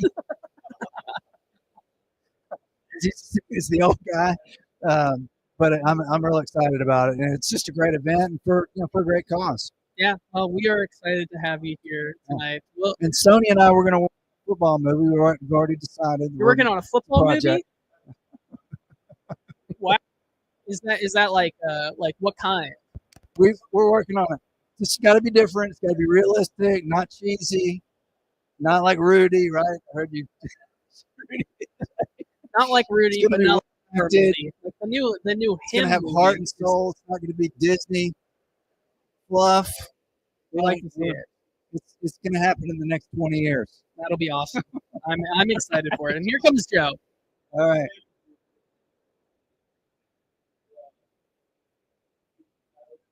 We will see. Are you getting out of here, Joe? All righty. I'm so far away. Stoney got me. Yeah, there you go. There are a few tickets left for Saturday. Come out Saturday. Yes. Right.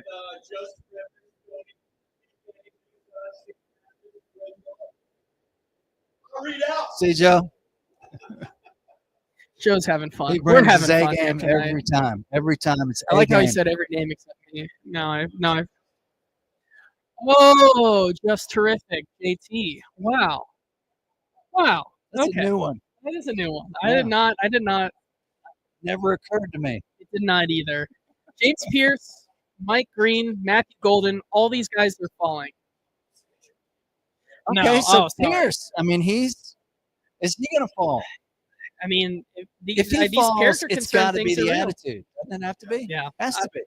I think so. I You think can't it's also go from another. the possibility of being number one last year to falling out of the first round without it being a serious attitude issue. There's no way. It's very interesting. Okay, all right. I'm going to yield to Stoney. Thank you, Paul. We appreciate you coming on here. Hey, get back out there and have a good night. Man, Paul fucking rules. Can I Yeah, say the he's the F-bomb on best. this? I I'm don't sorry. care. Okay. I didn't know. Logan just said JT equals jumbo thrust. Is this I think this is Paul's phone. Oh, I'm gonna go get it to him. okay. It's okay. I can be here. Can real you hold quick. the mic? I don't want to set it down and make the audio bad? It's okay. I got it right here. I'm now here with my imaginary friend.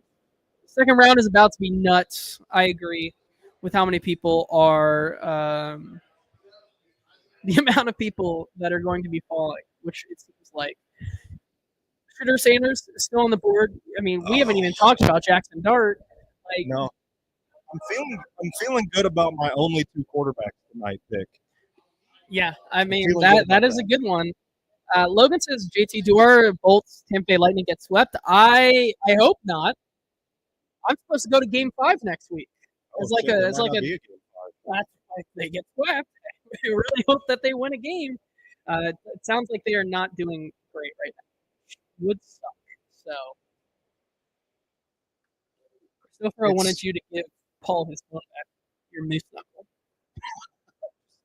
In there, stuff it in there, and I walk guess it over so. to him.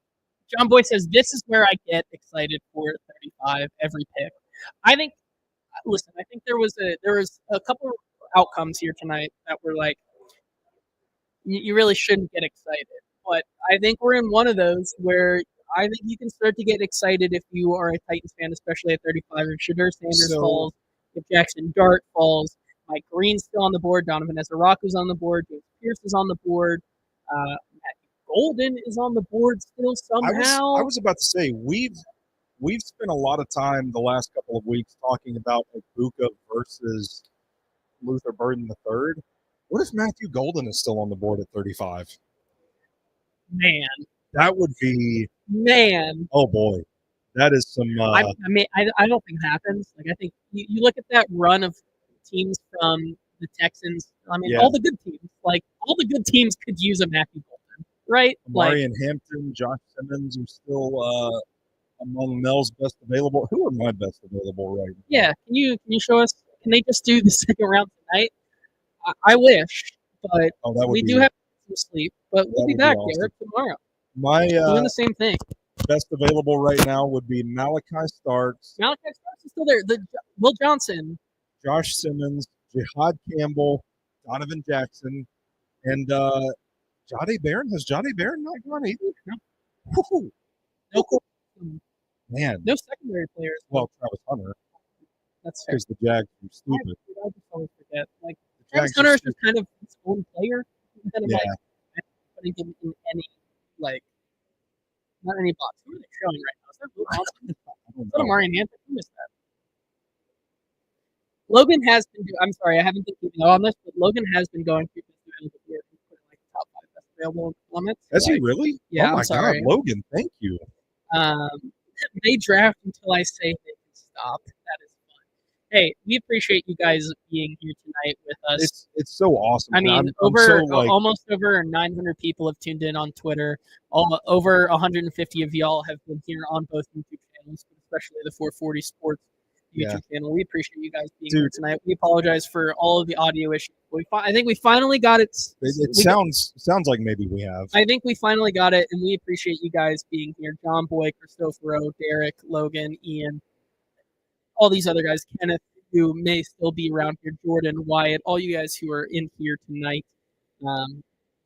We realized that you guys could go anywhere. Ian says it's 3:20 a.m. here in England. He is in England right now watching us talk about the first round of the draft. You guys could be anywhere watching any stream, and you guys choose to be with us, and that is so important. We can't thank you guys enough.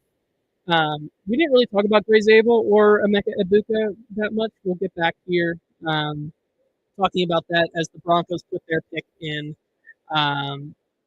Logan says JT won my heart when he brought me fries. It's true. I did bring him fries once to the table. How about that? So Jahdae Barron. There it goes. So the Broncos. Wow, that's a secondary, man. They're going to move him in the slot, right? They have to, and that's going to be. It's going to be nasty. It's going to be nasty, man. Jahdae Barron is a cop. He just polices the underneath stuff. Okay. On patrol, anything underneath, Jahdae Barron is going to get through. No, I absolutely love it. Man, really good look at that draft party for Jahdae Barron. Yeah, it's an auditorium. It is. They rented out a theater for that. That is crazy. So yeah, Gray Zabel is on the clock, so it is the moment of truth. Is it Shedeur Sanders? I like this pick though for the Broncos. We talk about a guy who is moving him into the slot next to Patrick Surtain. Like, you talk about a team that is like, if I'm the Chief, I'm scared to go up against that secondary. Oh, and you think about like building on a defense that was already pretty good, one of the better, more underrated secondaries in the league. This is kind of the equivalent of like what the Philadelphia Eagles do for the defensive tackle rotation. Get greedy. Yeah. This is kind of what the Broncos are doing in the secondary, getting a little greedy there. Logan says Stoney's best players available: Stark, Simmons, Jahad Campbell, Donovan Jackson, Will Johnson, Shedeur are your best available players here.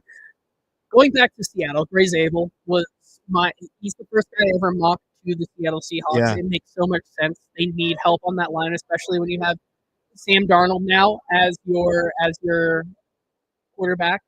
They had to get better on the offensive line. You have Jackson Smith-Njigba. You have Cooper Kupp. Yes, they could have added a weapon on the outside, but ultimately I think that was the smart play getting Gray Zabel. Bona fide guy who's going to slot right in there on their offensive line. Just easy. Now, the biggest thing is I think some teams continue to think that he may be a tackle, which I think is wild. Wait, Gray Zabel a tackle? Yeah. I mean, he has the experience. He's a good athlete. So ESPN's putting a camera on Shedeur right now. He's not on the phone, but he's looking looks down. Like he's looking down at it. Oh, dude, if Shedeur lands in Pittsburgh, that's going to be nasty. That's going to be, oh boy. I do like, they're shaking hands. Mike Tomlin's shaking hands with somebody. The pick is in. It's the moment of truth. Is that Jackson Dart? Who is that? That is Jackson Dart.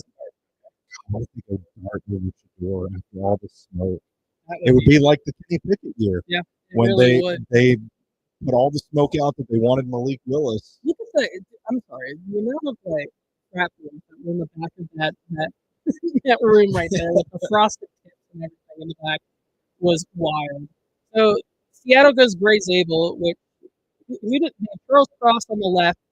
They have so this is so Charles Cross left tackle, Christian Haynes at left guard. Remember him from UConn? I think in last year's class or the year before. really good, like wrestler style guard, Love which is him. kind of like what Gray's able to do. Like get the hands on you and ride you out sort of deal. Olu Oluwatimi at center, he was a guy we saw at the Senior Bowl last year that I was really high on. And then Anthony Bradford at right guard, which is a spot that they desperately need to upgrade. This is Like that. I know Abe Lucas has had his moments as right tackle. I think he's still a promising young player. Gray Zabel really solidifies this as a solid young offensive line. And the pick is in for the Steelers. Here we Let's go. see who they go with here. Kenneson, lol, Steelers. I knew it, Derek Harmon. It's a great fit for Pittsburgh, though. I mean, he's a really good defensive lineman. He's the second best defensive tackle on my board. Unless I'm spoiling it for the room. Let's see what the reaction is. And you hear the That's reaction the other room there. from the other room. Derek Harmon, Surprised as another well. guy who, like, good player, not top 32 consensus. Like, this guy was not projected to be a first-round pick. As Paul comes back in and says, what? Like, Shadur falls, Mike Green falls, Donovan Ezrafi falls, James Pierce falls, Matthew Golden falls. Like, this is yet another notch for the Tennessee Titans to feel pretty good at where they are boy. right now The quarterbacks are at sliding. 35, right? Now does Derek Harmon 15th overall on my big board, by the way. Good value for the Steelers in my board. Now we start looking at the Cleveland Browns, like you've outlined all night, JT. They're coming back up. Are they coming back up for coming back Shador up Sanders? Derek Harmon, big and long, twitched up defensive lineman that can wreak some havoc on an offensive line. Oregon lined him up all over the formation, and he played hard, unafraid of taking on and fighting a double team. He has some seriously impressive burst out of his stance. So we'll see the element of power that his game has is more tidal wave than persistent drive throughout the play. So this is a guy that has a little pass rush potential to him, a complete defensive tackle prospect, alignment versatile, guy that can line up anywhere. This feels like a quintessential Steelers pick, and just keep that defensive front rotating, keep these guys churning. Logan asked, does Shiloh go before Shadur? I don't know that Shiloh goes at all. John Boy says, what if Shadur is there at 35 to take him? We've been saying this quarterback competition. Cam Ward versus Shadur Sanders. So the one of them's going to work, right? The Chargers are on the clock now. Amari and Hampton. This was one of the teams that I'm at this point, I'm thinking about my own takes on the board over there. I'm on Jared Wilson watch at this point. Really? If it's going to happen, it's going to be in this stretch. And I think the Chargers are one of those teams that, yeah, they have a center in place, but I don't know if it's like the guy for the future. If you want that guy in this draft class, there's one of one, and it's Jared Wilson. Hey, I hope at this point, I think they go wide receiver here. Yeah, I hope that with Matthew Golden too, no brainer. You have Ladd McConkey, you have the corpse of Quentin Johnston already, unfortunately. Yeah. They lost. I was about to say they lost Palmer. You have Will Disley. You have Gus. They don't have Gus Edwards. They have Najee Harris in the backfield now. Like, that team no probably secret doesn't what they need want to do. take a running back. It'd be fun to see them take a running back. We heard some fun rumors earlier today. Could this be a spot where you see the surprise Mason Taylor show up in the first round? That would be fun. That would be fun. And it would be good for the Titans too. Yeah. At this point, any pick that is not like we are getting to the point where any pick that is not an edge, wide receiver, or quarterback makes it like so good. Yeah. Right? Where like we've been saying, oh, this is fine. Like, yeah, this makes it better. Now I'm at the point where I'm like, this is fantastic. Yeah. For the Titans and how this board is falling. And man, it's good that the quarterbacks are still there because if you're bunched here's up what there. Here's what I'll say before the night is over. Shadur goes tonight to the Browns when they trade back up. Okay. And he is not the only quarterback that goes because I think, like, in this scenario, I think Shadur goes tonight is the one thing I'll take. like I'll stick a pick on it. Okay. On my flag. I think he goes to the Rams. Oh, I love that so much. I think love he that goes so to much. That would be quite the fit. Do you think, since the Steelers passed on Shedeur Sanders, does that kind of open the conversation back up for Aaron Rodgers in Pittsburgh? Dude, Or do you think they're just going to roll with Mason Rudolph? I don't know, man. I mean, maybe the weekend's not over. They could still end up with a Kyle McCord, Will Howard type that I think has. Logan says that take was so good, JT, that nobody heard it. My take was that Shedeur goes tonight and he goes to the Rams. That is the take. I like that. I think it's a good fit. I think that would be a good situation for Shedeur to go to. He wouldn't be required to start right off the bat. To develop under Matthew Stafford and take the reins once he's gone.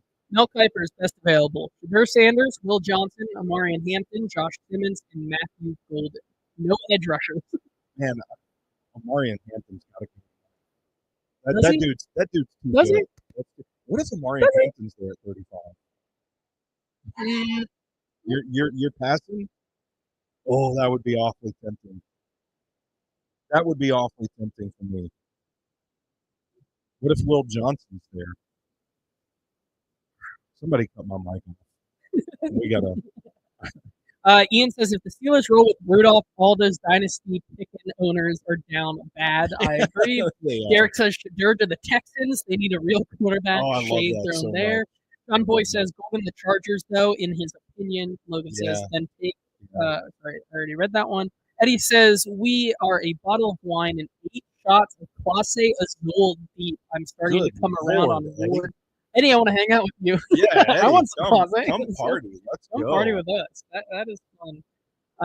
Logan says Titans fans would lose their mind if the Titans drafted another guy without him. That's true. That's true. If John Campbell is there at 35. Dude, and it's funny because Zach and I sat down after we got to the end of our draft guide and we said, okay, who are guys that look like they fit what the Titans want to do from a schematic standpoint?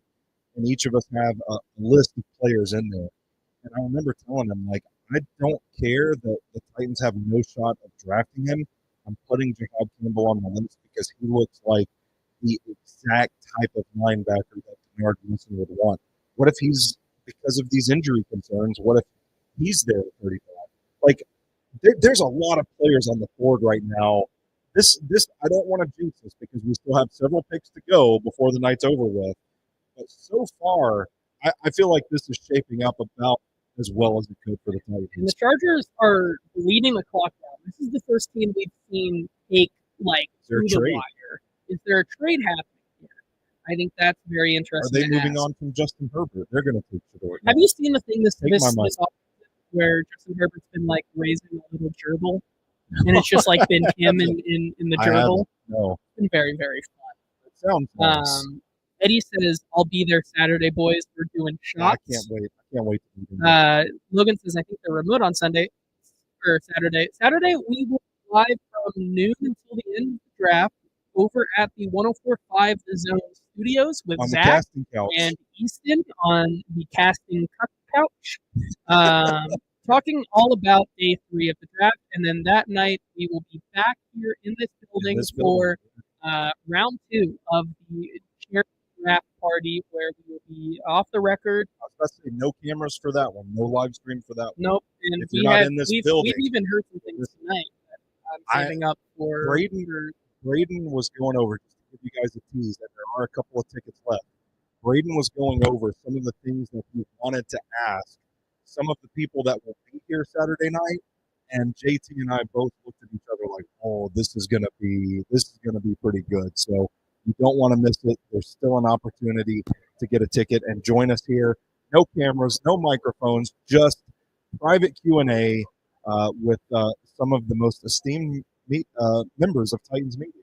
Some of the guys that know the juiciest things, and I think the guy that is going to know the juiciest, and he won't ever say it, but like Nick Suss is just a fountain. Nick Suss is awesome in general. I mean, you should want to buy a ticket just to hang out with Nick Suss. Oh, it's going to be so much fun. We are so excited to do that. Logan says, "Can I join virtually?" In your mind, if I buy a ticket, can I be on FaceTime? We'll talk about it. Yeah, we'll have to ask Braden about that. Let's I ask Braden. I feel like Braden would be open to it. Let's go into the children. Yeah. We'll see. We'll see what he figure it says. out. Are there virtual tickets? Jahdae Barron to the Broncos. I still can't get over that. That's crazy. How's it going?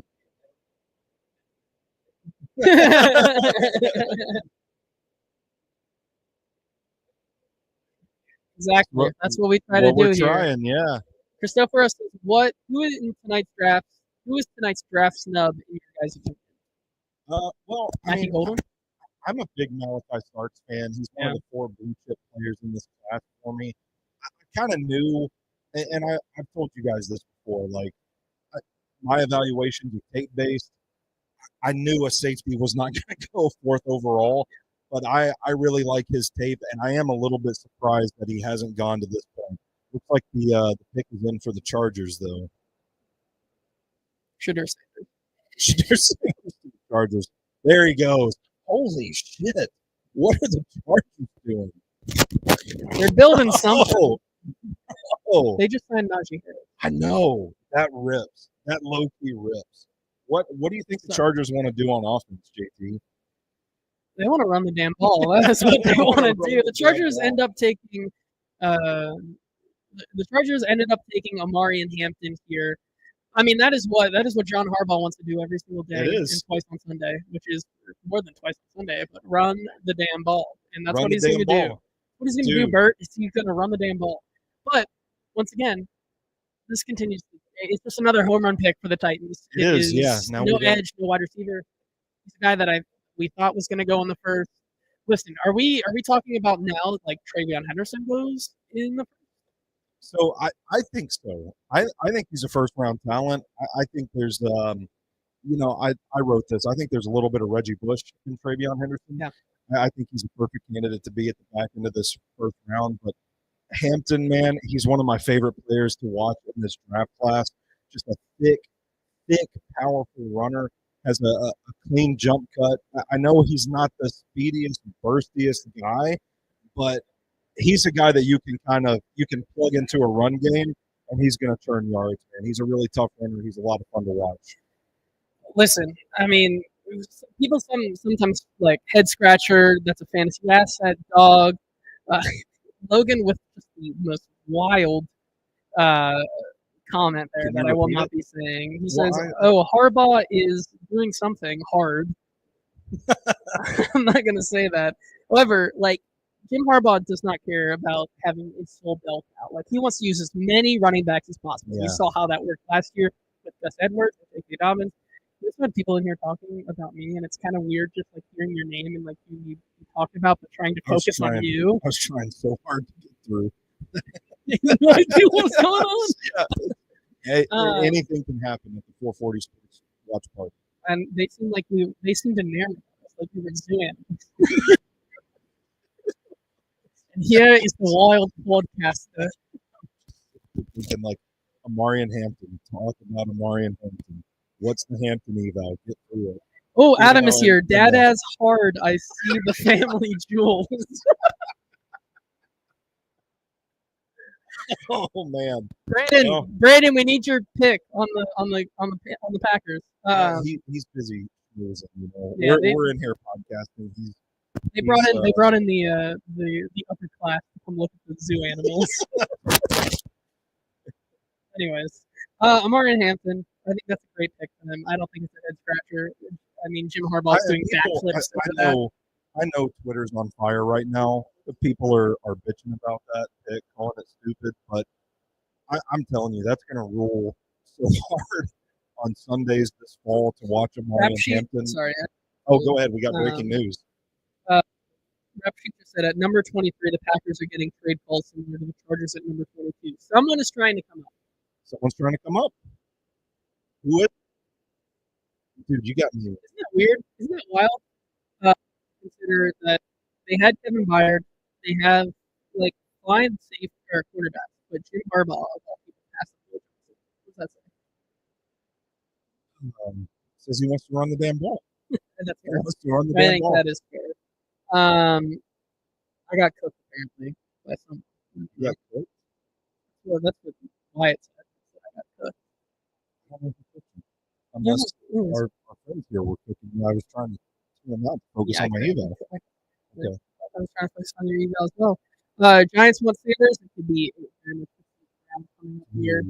If the Giants get back into this thing. Carter and Sanders. I don't know. We're getting into the point of the night where I've had too much.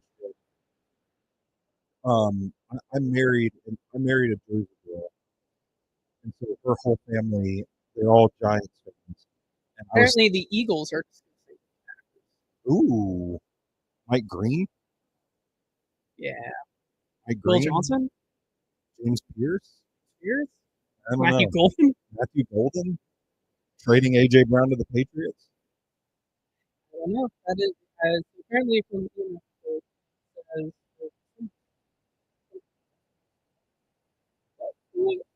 But I was talking to my father-in-law earlier, and I said, "Enjoy your shiny new pass rusher." So the Giants are going to take a Bill Carter, and he said, "I'm just hoping you can trade up and get Shador or Carter."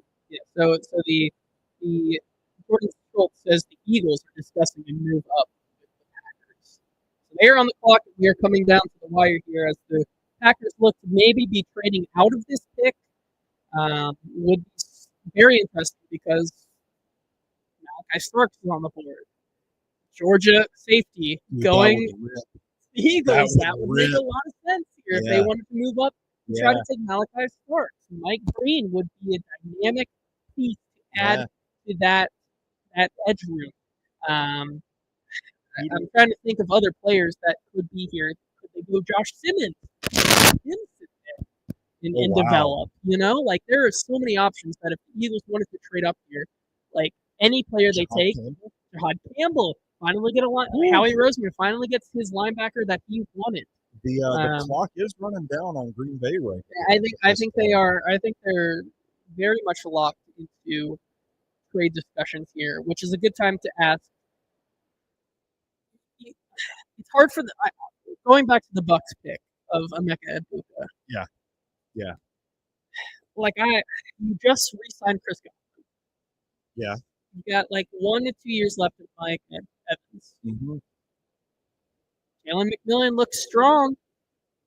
How does Emeka Egbuka fit into there? Like, is there a way you can justify that to me or to the audience? Like, how do you? You're thinking it's not like it's a luxury pick. Yeah, I think it absolutely is a luxury pick. I think it could be maybe the contingency plan for Mike Evans for life after Mike Evans. McMillan fills the Evans role. Well, and Egbuka becomes Godwin. Yeah, I think that's probably. It looks like the Packers are going to stick. Packers sticking dick. Yeah. It does feel that way because it was assumed all offseason that the Bucs were going to address their defensive front, whether or the defense. Period. I've seen linebackers, Jahad Campbell mock to him. I've seen edge rushers mock to him. I've seen safeties, Malachi Starks, mock to him before. For them to go offense with where they're at right now is a little bit of a surprise. Doesn't feel like they're really feeling a need. This is more or less just like the rich getting richer kind of deal. Yeah. Trying to keep the offense on track and maybe getting ahead of their top two wide receivers, getting a little long in the tooth. You could see a situation. There's the gym taking over again. You can see a scenario where McMillan and Egbuka are the wide receiver 1, wide receiver 2 of this franchise moving forward once Evans and Godwin right off into the sunset. So maybe that's all it is just taking the opportunity on a roster that, to me, is one of the more underrated rosters in the league. I don't think they have a whole lot of holes that they desperately need to fill. So if anybody in that spot can just roll the dice, take a luxury pick, add a wide receiver to an already good wide receiving core, I do think it's the Tampa Bay Buccaneers. I agree. Are you busy? Yeah, I'm trying to figure out how to spell Ezeraku. It's Ezeir.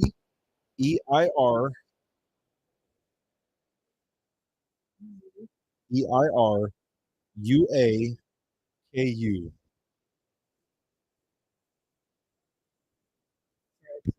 Had to retweet as well. So it looks like the Packers are sticking and picking.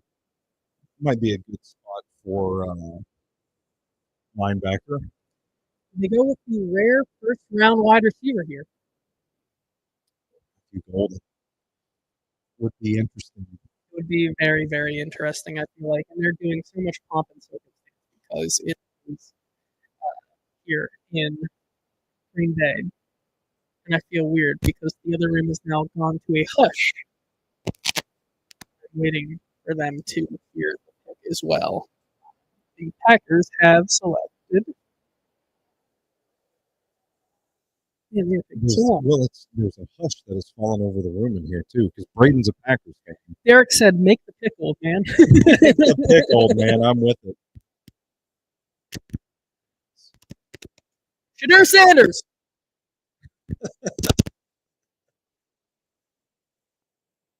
Braden's telling everybody he's Part owner of the Packers. Part Good owner for of you, the Packers. Man. Yeah, good for you, Brade.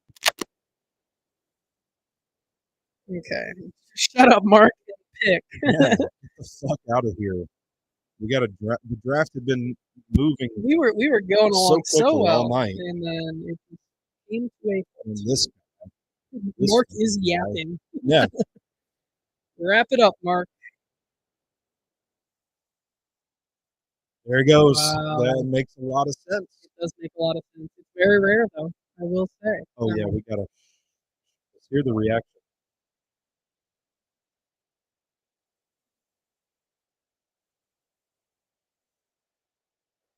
Oh, I just heard a loud, concussive.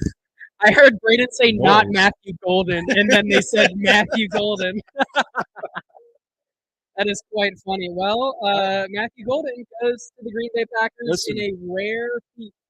I get the apprehension with Golden. I think that Texas offense. The dream is dead. Yeah, dream is dead for the Titans at 35 for sure. I've talked about the Texas offense on Football and Other Upwards. There's a lot of multi-level concepts. There's a lot of go routes and underneath crossing routes, post routes, stuff like that. It is a little more simplistic. It's not like the levels of the Tennessee Ole Miss offense, but I do think it is wide receiver, quarterback friendly.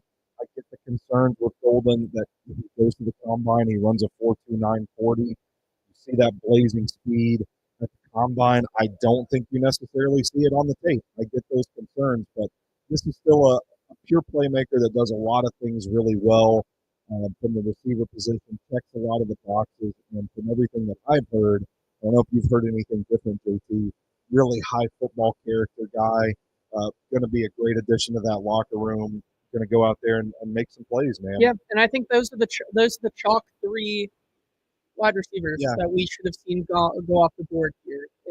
Interesting that they went in this order and to the teams they went to. Certainly was not expected for any of those teams to potentially go wide receiver there.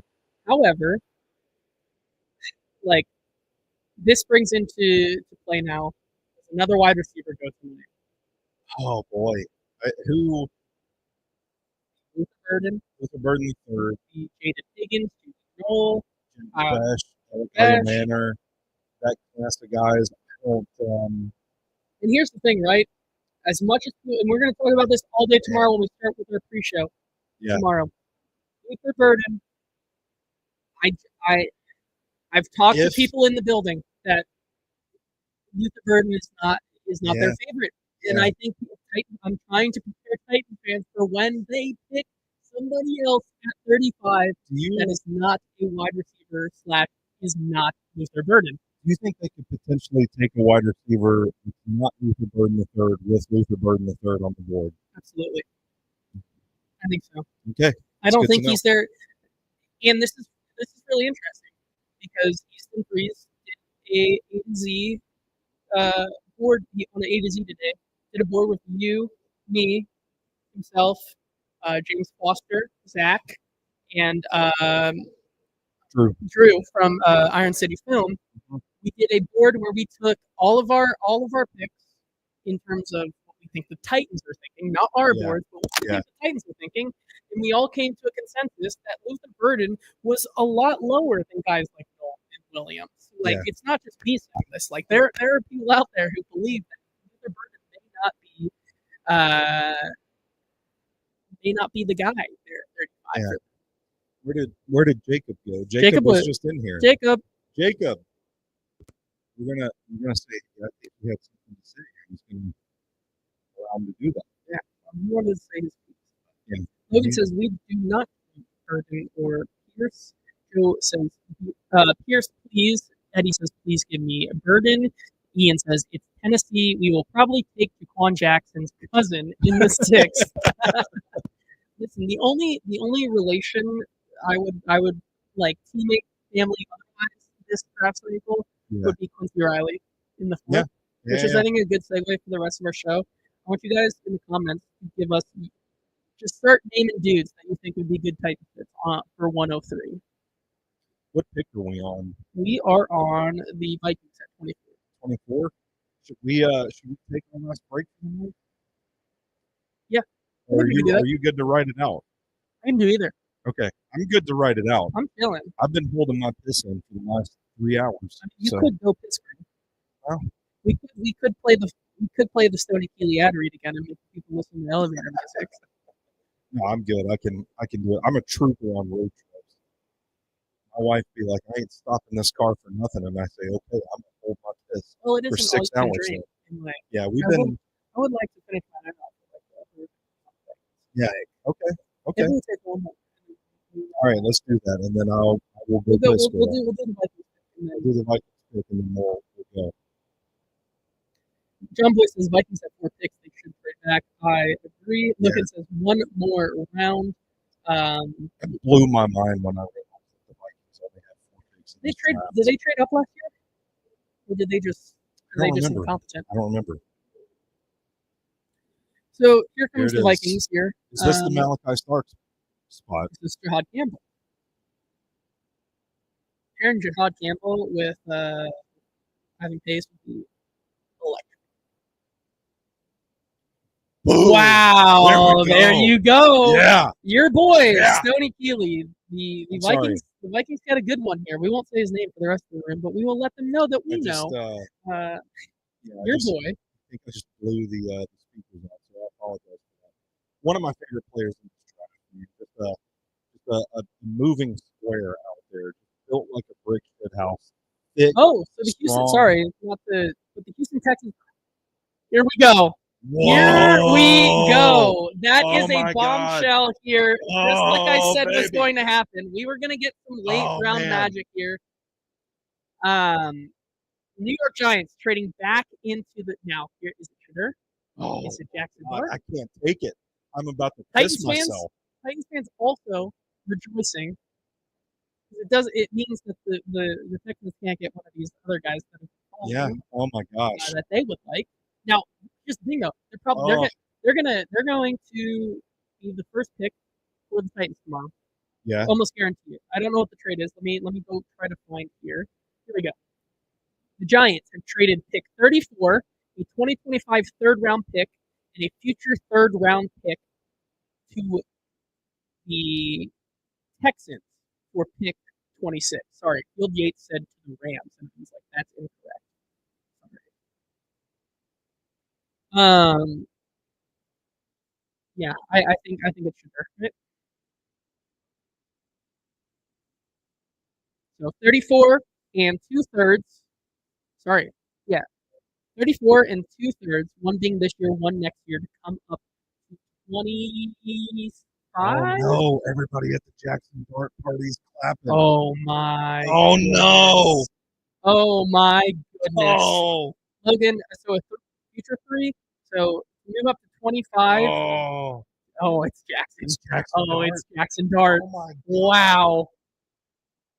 It is Jackson Dart. Yep. There's no doubt in my mind. It is Jackson Dart. This Wow. This is is incredible. fucking crazy. That's crazy. So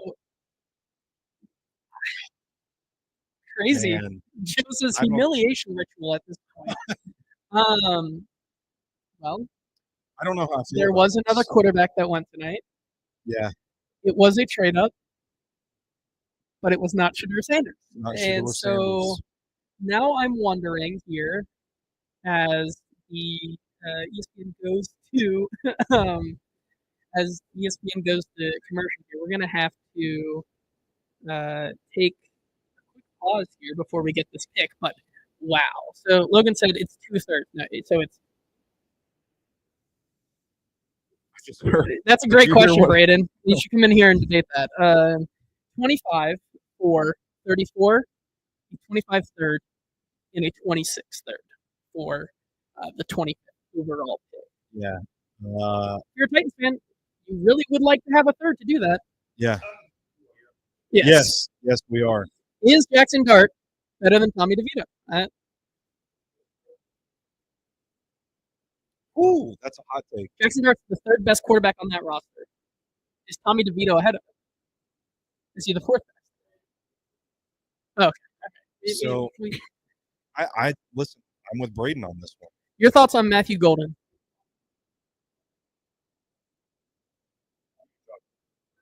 Braden's eating chocolate. I'm going to do this off the camera. So Matt LaFleur's offense needs a speed threat to make it all work. Christian Watson cannot stay healthy. I would prefer Luther Burden because I like Luther Burden better as a player. But Matthew Golden is a talent, and he's got speed, and he adds to the offense what they need, and it complements all the other pieces in the offense. 2 tight ends, Reed, Wicks, all the other guys. He is what they need. So I'm willing to give him a chance. But he's a tiny human, guys. He's tiny. 5'10", 190. It's a small receiver. Go Packers. Okay. Do the Browns even need to trade up at this point? They might not. I don't know what else I was going to say about Matthew Golden. I was pretty much done. I was just trying to get. That was a good summation of It's Matthew good. Golden. I have nothing to add there. I don't think the Browns do. Man, I don't think they do either. Browns can walk out of this with Shedeur at 33, Luther Burden at 36, and feel really good about this draft class.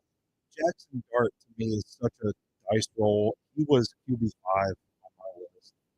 I like Kyle McCord better than him. Wow. I like Tyler Shuck better than him as well. What if Tyler Shuck goes before Shedeur Sanders? I don't think my heart can take it. I'll be ruined. Looks like Dart. It looks like Dart. Looks like Dart. They showed him on the phone at his draft party. Makes sense. Everybody was. Did you see what happened last night when Joe Shane's son posted a video of Jackson Dart on his Instagram page? Chris O'Farrell continues to say what we've all been saying. What? Titans need to take Shedeur Sanders at 35 and just make a 3-way competition. Yeah. Will Levis versus Cam Ward versus Shedeur Sanders. Whoever wins. This man, they keep showing Shedeur at his party, and it's just been looking down at his phone. It's kind of. You think he's playing Clash of Clans?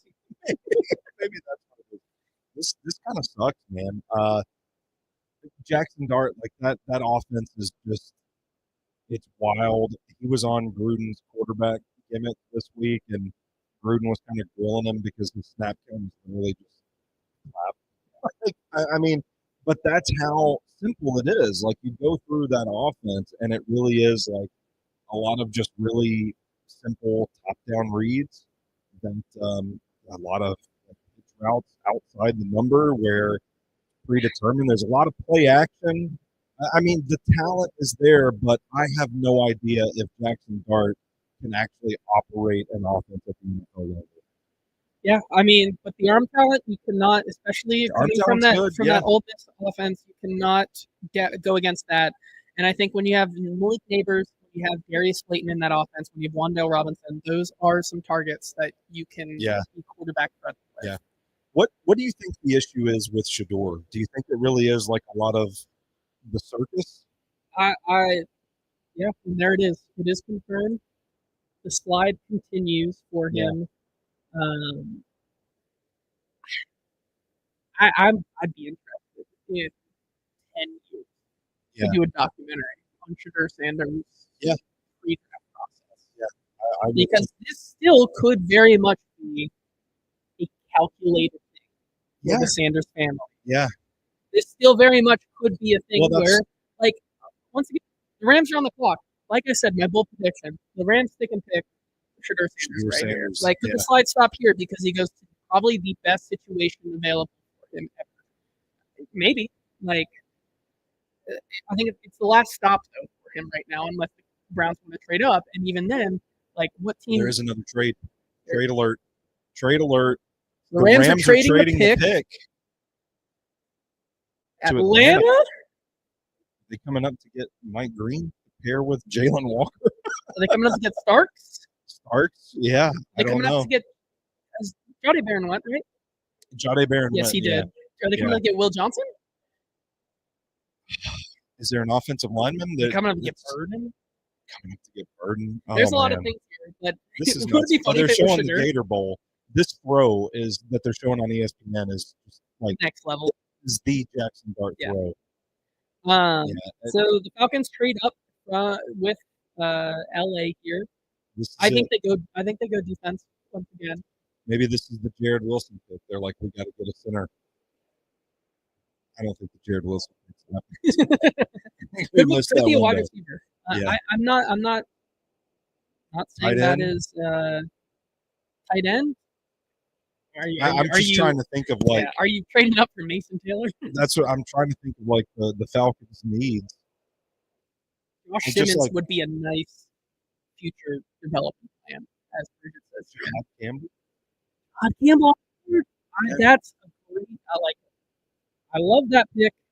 If they get Jalen Walker, Campbell, and they renovate their room, having Jahad Campbell there full time, and you get Jalen Walker to play, like they need. At the same time, they take Mike Green here. You double up on edge rusher. Could it be Will Johnson? I think it could be anyone. The thing I will say about the Jackson Dart pick is that this probably is a pretty good situation for him. Zach and I have talked about this on F-Words. I don't feel like the Giants roster is as bad as that it is. And I think that's why they were so desperately trying to move up and get a quarterback. They were the rumored dance partner with the Titans for a trade up for Cam Ward for a long time. They were mentioned in the Sam Darnold sweepstakes. Wow. What did they give up? Sorry. The Falcons traded 36, 242, and a first in 2026 for 26 and 101. Once again, that is a second rounder, a seventh rounder, and a 2026 first rounder for 26 and 101. That's an overpay. Who's I don't like. Who's the top on your big board? Josh Simmons? Well, I've got Malachi Starks still. Jahad Campbell, Will Johnson, Shedeur Sanders. Like, I agree that maybe, as John says, you're trading back up from the second was the move. If it's going to cost a first to move back up into from the second to the first, is wild. Falcons got fleeced. Falcons have some conviction. Falcons are run by a barrel of monkeys, Jake says, and fully overpay. Like, man, like that is crazy. And it looks like the pick is now rolling in. And if that really is the pick, and you give up a second, you give up your second this year, seventh, and next year's first to come up here into the first and get a fourth out of it. They've got to be doubling up on edge, right? I think so. I think you look at Ezra Raku and Mike Green. I don't know. Malachi Starks makes sense for me, but give up a first. Here we go. The pick is in. The selection is up. What? What the? Are you kidding me? That's what they gave up. Oh my God, that's crazy.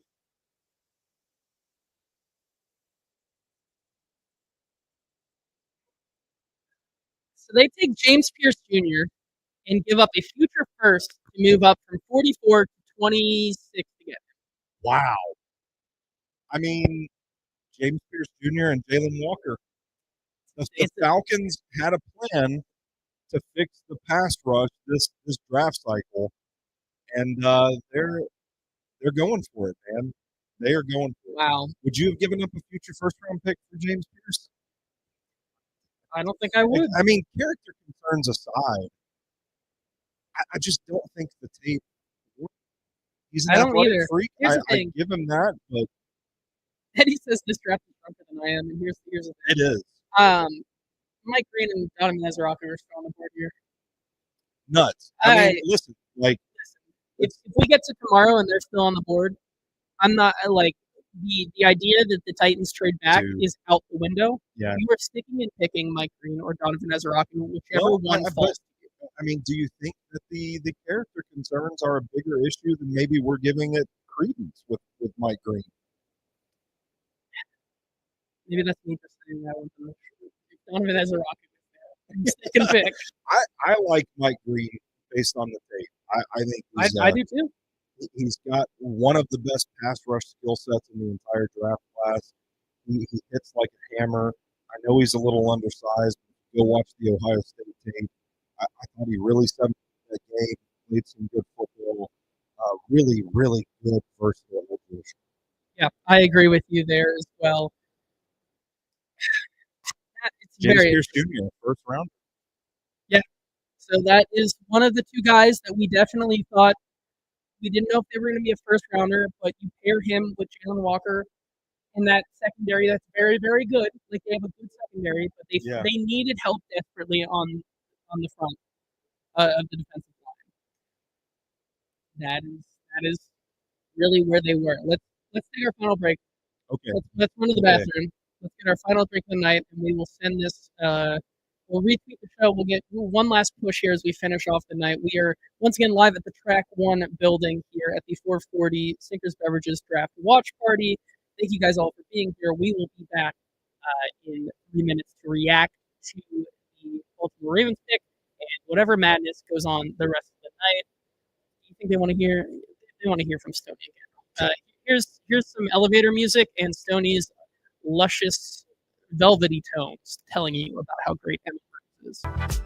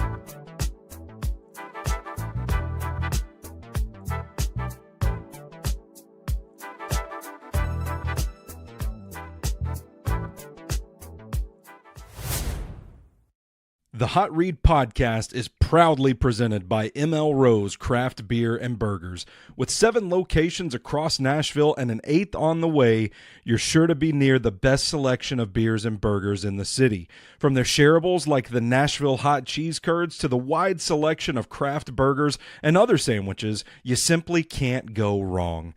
Try April's Burger of the Month, the Thick Boy Burger, at any of their 7 locations.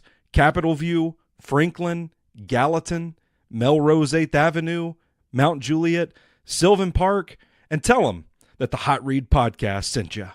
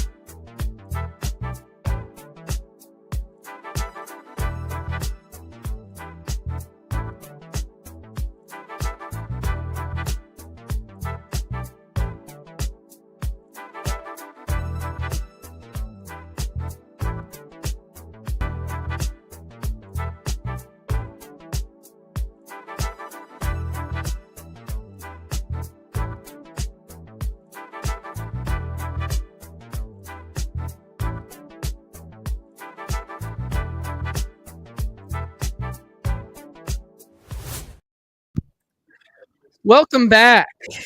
We are, you guys can just hang out. Since there's only this many people left, you guys can do whatever you want. We have we're waiting on Jared Wilson to go here, which Oh man, he needs to go here. So what do we got? So Ted McMillan falls out of the first round. Did not happen. I got that one wrong.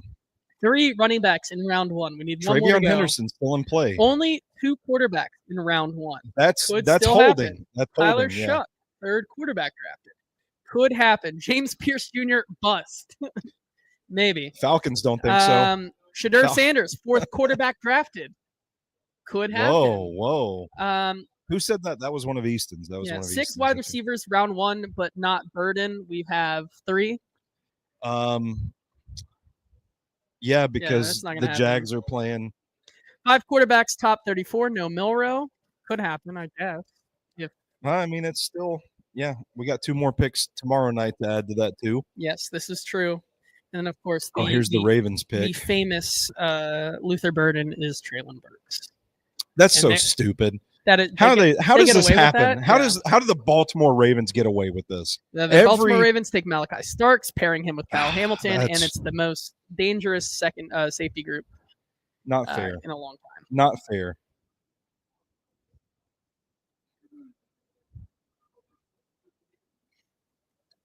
Whew. Yeah, they do. Yeah, they do. Starks needs to be round 1. I agree. Once again, Mike Green, Donovan Ezraku, ball. Listen, here's the thing. Oh, this is where my balls come out of my shorts, across my legs. It is the most Ravens thing we've ever seen in our lives. Shadur Sanders, let's say he's there at 35. Do you think? Well, we've already talked about the WrestleMania Thunderdome style quarterback battle that is going to go down. It'll be legendary and for the ages. However, Stoney's showing a chicken heart, apparently. I don't know what that means, but oh boy. That's what happens when you go best player available. Malachi Starks goes there. There's only 7 picks separating us from another good player. Yeah, that's true. The problem is you have to go through the hardest group. Yeah. I'm telling you right now, Luther Burden will not be the pick. Are the Chiefs about to stumble into one of the best offensive tackles in this draft? Josh Simmons, very much good. Josh Conley's still available who as y'all well. Want at 35. For me, it's easy. I want Donovan Ezraku. So I was thinking about this when I was taking a piss a second ago. Things have actually kind of taken a bad turn for the Titans with Jackson Dart going. Yes. Because the Browns could easily just take him at 33 and it'd be fine. Yeah, so I kind of feel like... And you have the Texans in front of you. The Texans are going to go Luther Burden just to spite you. Yeah, it kind of feels like the numbers at edge have dwindled to Mike Green, Donovan Ezraku. The numbers at wide receiver has dwindled. I don't know if I'm making sense at all, by the way. I blame Joey for pouring these drinks tonight. But it's Luther Burden the third or bust at the receiver position. I don't know, I don't know where else you would go outside of those 2 positions. Now you're looking at, I don't know. Jihad Campbell, are we going to be? I'd be okay with that as well. Yeah, I mean, he's definitely got. I would absolutely be okay with that. But do we pivot to the linebacker? Do we pivot to the corner? Siobhan Ravel still available as well as Will Johnson. I mean, how do you? Let's add another outside safety with knee issues. I mean, it's kind of. Joe says even Donovan Jackson is gone. Even Donovan Jackson's gone. Amarian Hampton's gone at this point. I mean, do they take one of the tackles if Connerly or Simmons falls? These don't fill immediate needs, is what I'm saying. It's like we're with each pick that passes, we are getting closer and closer to a situation where it's like Donovan Ezraku or bust. Yeah, and I don't like being in those spots. And I think there is something to be said that Jacob, don't even get me started. Don't even get me started. Is Jacob in the chat? 35. Yeah, he just said Jacob's in the 35. Chat right Get next out of to here. us. Get out of here with that. Nick Scorton at 35. I mean, at this point, Mike Green has to be a character issue. The talent is way better than where he is right now. And if he continues to fall, it makes me think that he's probably just off a lot of teams' boards. That's what it sounds like, for sure. That he's just like, it seems like maybe it's more than just the things we've heard in his past. Like, these are still ongoing issues. Could they potentially be things that pop up again in his career at some point? And that's a risk that people just simply do not want to take. My best available at this point would be Josh Simmons, Jihad Campbell, Will Johnson, Shador Sanders, Luther Burden III, Mike Green, and Josh Connerly. So we're getting to the part of the draft where Josh Connerly's name is starting to pop up. Yeah. To revisit my question. Watts? I like Xavier Watts, yeah. Nick Emmanwari. To revisit this question, like sorry, just thing that popped in my head. When we talk about a traits-based team, yeah, and you look at a team like the Titans at 35 and Nick Emmanwari is there, does that not, based on being a traits-based team, make you even ponder the idea that they could look at him? The Lions pick is in. The trait is good, but the tape, I think, leaves a little to be desired for Emmanwari. And that's where it kind of feels like, I mean, I don't know, because they did meet with Shamar Stewart. They were kind of sniffing around him a little bit. But it kind of feels like this team, I don't know that Emmanwari would be a good fit for what they're trying to do. He's built like a linebacker. I think he moves really well. I think he's good in coverage. I think the issue is he looks really lost. Oh, no way. No way. I had a Tyleik Williams as a first rounder bet on FanDuel. Really? Let's go. Yes. I just won like $40. You just won like $40? Yeah. That's crazy. Wow. I love it. Dude, Tyleik Williams rules, man. Not in the first round, but he rules. He's a defensive interior guy too, right? Like, yeah, he is. Yeah. I had somebody tell me that like there's no possible like a Lions fan told me there's no chance that they take an interior guy because they have so many. And I was like, why wouldn't they? It'd be a perfect fit. Yeah. And there they go. They take Tyleik Williams out of Ohio State. Maybe the best guy on that line that came out this year, probably between him, JTT, and Jack Sawyer. Maybe it's a toss-up between him and JTT. I like JTT better myself, but it's close. Tyleik Williams does this weird thing I noticed. I don't know if it's a coaching thing or not, but he does this weird thing where he will like push, pop in the shoulders, and then grab on and like drop to one knee to like sink the guy down. And I don't know if it's a coaching thing. They're showing Shador looking at his phone. Bless his heart. Again, I don't know if it's a coaching thing, if they're telling him to do that, or if it's just like, I'm about to lose this rep. I need to just like get to the ground kind of deal. It was really weird. I've never seen any other defensive tackle that I've studied do that before, but he's a powerful guy, got a little bit of twitch. That's a surprise to me that he would go in the first round, but this is a team we talk about with Detroit wanting to build through the trenches. As they always do. Where he's at. I've got him. And you know what? I mean, to be fair, Mason Graham's gone. Derek Harmon's gone. Kenneth Grant, Walter Nolan. I've got Tyleik Williams as DT5 in this class. So maybe not necessarily the reach that it seems. Yeah, I agree. You're rich now. You're going 40. You got $41 off a dollar bet. Oh yeah. How about that? That paid for my lift home. Won't have to call my wife and wake her up and be like, can you pick me up because I've had too much gin and tonics. There you go. We love it. He was 48th on your Stoney board, apparently, according to Logan. Okay, so a bit of a reach, but you know what? Hey, it's okay. I'm if you need your defensive tackle. What are you hearing? Are we getting a live update from the text messages of JT? Yeah, I'm getting some group chat things about certain players that I don't want to say. People aren't happy? No, I'm just saying, like, why have players not gone? And then there's reasons. Yeah.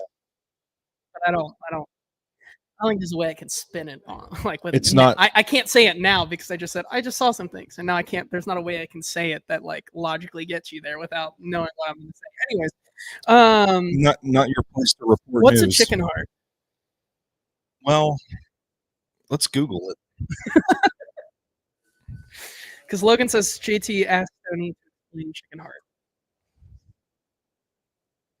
Stoney's hinge goblins are missing. From Sofro.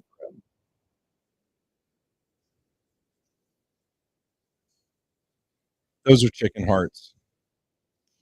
Are they supposed to be synonym for nuts? Yeah. Oh, very scrotal I looking. see. That makes sense. Yeah. Testicles, if you will. Oh man, our group chat is blowing up over something. So here's the thing, right? We were feeling really, really good about this draft class going into the 20s. However, I did I did preach patience at this point that hey, I think players start to go that you thought may be there that now looking at 35. Yeah. It really does feel like the only answer, the only way out is Donovan Ezeraku, right? That is the only way that it feels like if you're sticking and picking right now, unless it's a Nick and Emanwari, unless it's a Xavier Watts, unless it's a Josh Simmons, unless it's a Donovan Ezeraku, outside of that, it feels like everything else is going to be very much a reach. Yeah. So Pretty Ricky just said, Eagles boy. tried trading up with the Packers to get Jahad Campbell and it fell through. Let's see if he falls to them. So Jahad Campbell won't even make it. And he finishes that tweet by saying #fly Eagles fly, #fuck Howie. Oh man. So this is Jahad Campbell might not be there at 35. Zach said this in our group chat. I'm just doxing the group chat on the broadcast. It's better what I was trying to articulate earlier, that I think I was probably a little too drunk to do so well. It's lining up for no players worth a trade up for other teams. That is the predicament that it seems the Titans are going to be in at this Campbell. point. Sorry, people couldn't hear me. Yeah, I mean, if Jahad Campbell falls to the Eagles, it sounds like that's going to be their pick. Commanders. Yeah. So, like I said, it feels like we are approaching Ezeraku or bust territory. But here's the thing, with the Luther Burden, if Mike Breed, a certified first-round talent based on how he plays edge, falls to the second round because of character concerns, I feel like that should be amplified for Luther Burden. If Mike Green's going to fall past 35 because of character concerns, Luther Burden is definitely falling past 35 because of character concerns. I just telling people once again that we need to pump the brakes on Luther Burden. And maybe I'm wrong, and I would love to. I want them to take Luther Burden the third at this point. I don't think that they will. And there goes another tackle. That's what I was just reacting to, was Josh Connerly. Now we're getting to a point where the guys that you could potentially see as contingency plans for Dan Moore Jr., maybe even contingency plans for Kevin Zeitler, now they're coming off the board too. Again, Donovan Ezeraku or bust. Because man. It's Donovan Ezeraku or bust. Boy. For the Titans at 35. And I know that he still is not the perfect prospect. He's probably not he's probably not the solution to the edge problem. But I think it's a start. And I think it's a good pick for the Titans at 35. And that's where I am right now. I'm Donovan Ezeraku or bust. Maybe this is how they end up with Landon Jackson at 35. That everybody will be pissed about except for me, but I don't. I'm kind of surprised how.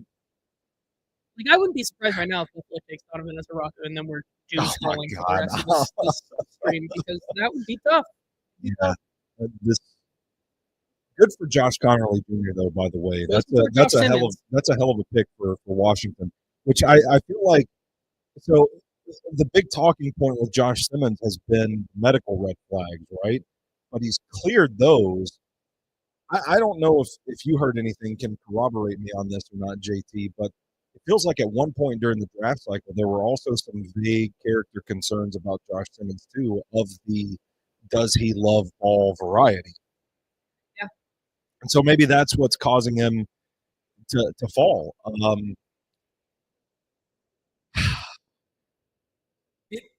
We've changed our tune completely.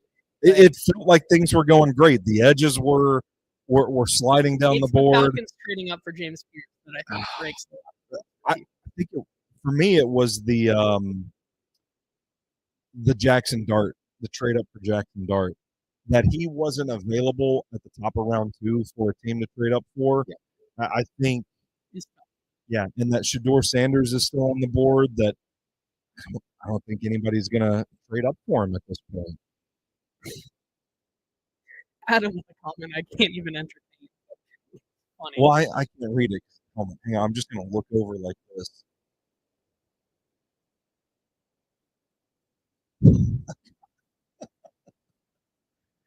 Yeah. We're getting off the rails here. Yeah.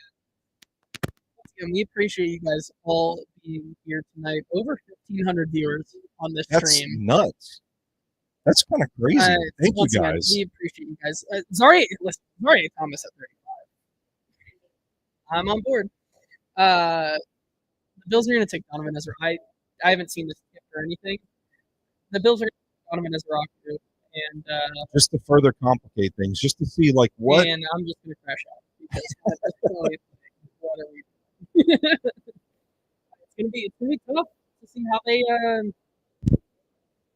Curtis saying we're talking Will, like at this point I'm fine with Will Johnson at 35, but like I don't see them doing this. You know? I don't feel like Will Johnson is a scheme fit here because I don't know that he has the recovery speed to really play press man consistently. I feel like he's going to go somewhere.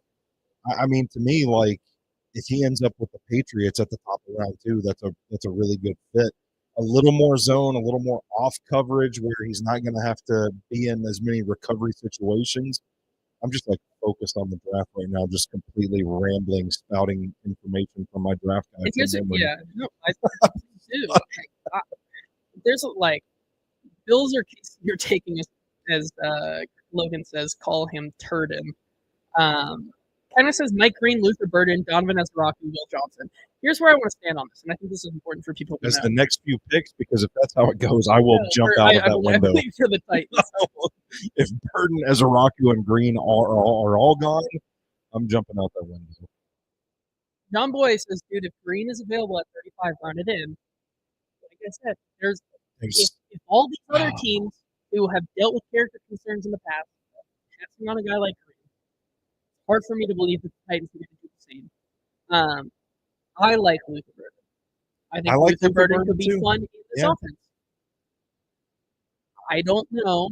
Like, I have good reason to believe that they don't like Luther Burden. Yeah. And I think two things can be true. I can talk about how I think they're going to pass on Luther Burden because I just don't think they're going to take Luther Burden, with me also liking Luther Burden. I don't think the Titans will take Green. I think at this point it is Donovan Ezra or bust, as the Bills put their pick in, and it'll be Donovan Ezra right here coming across my screen, and it's going to make me cry. Man, it's taking forever. I was trying to set up a great fit. Okay, come on, JT, have a hope. I didn't know. I didn't know that there was somebody else there. I'm sorry. I didn't know. Oh, I didn't know. I thought it was Roger Goodell. Adams and take her locked up. Cage match to the death. Jeez. I'm not shaming the kid in the wheelchair if I didn't know he was there. I didn't know he was there.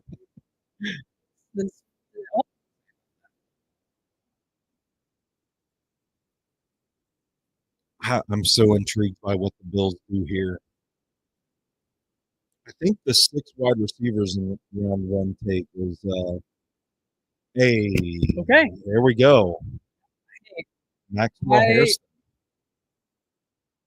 And Really good athlete, really good speed, fluid guy. Yeah. I'll let you finish what you like. No, that's I think they wanted to go corner. I think he, on a lot of NFL boards, was the number 1 corner available. I think there was some discussion between Trey Amos and Azariah Thomas for the next one, or Maxwell Hairston.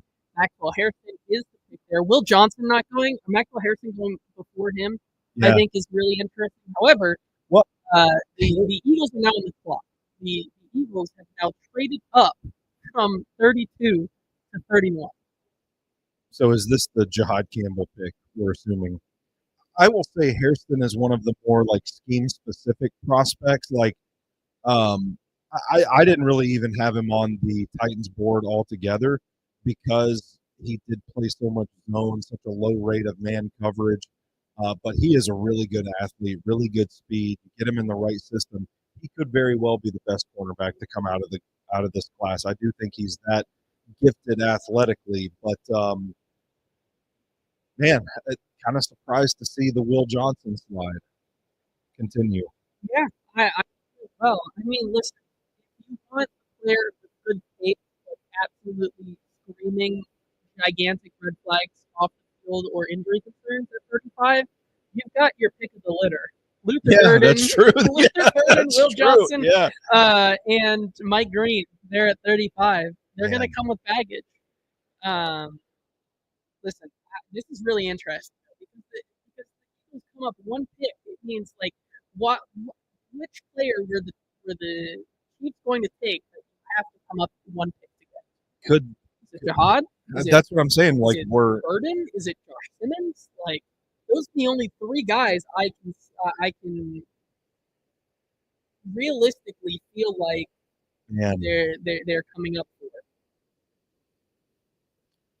So the Eagles the Eagles came up from 32 to 31 and sent the Chiefs 164. They sent them a late fifth, to come up one pick in the first round. They could have waited. I wonder what they were afraid of. I mean, surely you don't think the Chiefs are going to take the player that you want. If it doesn't rock here, I'm going to crash out. We're going to go into the night here with my guess is that doom and gloom. My guess is that there's probably a prospect out there, maybe falling because of potential injury concerns, that they were afraid if the Chiefs are fielding trade calls, could somebody else come up and get him? Yeah, that's fair. And so you give up a 5th round pick. Yep. To come up and get him yourself. So they have the pick. I'm guessing it's Jihad Campbell. If they were trying to trade up to the Green Bay spot to get him, if we trust Slick Rick, then he could do it again tonight. He could be right here, and he could do it again. We shall see. So we have these last several picks feel like they've gone really dragged slowly. On a little bit. Yeah. Be a good time to remind people that we will be back, me and you, doing it tomorrow again night. From our. We need Colton Dowell's replacement, says Christopher. We'll be back again tomorrow night, breaking down the entirety of the 2nd and 3rd round with as many video clips as StreamYard allows me to play, because they simply did not allow me to play them tonight, which I hate. Look, it just doesn't. I don't.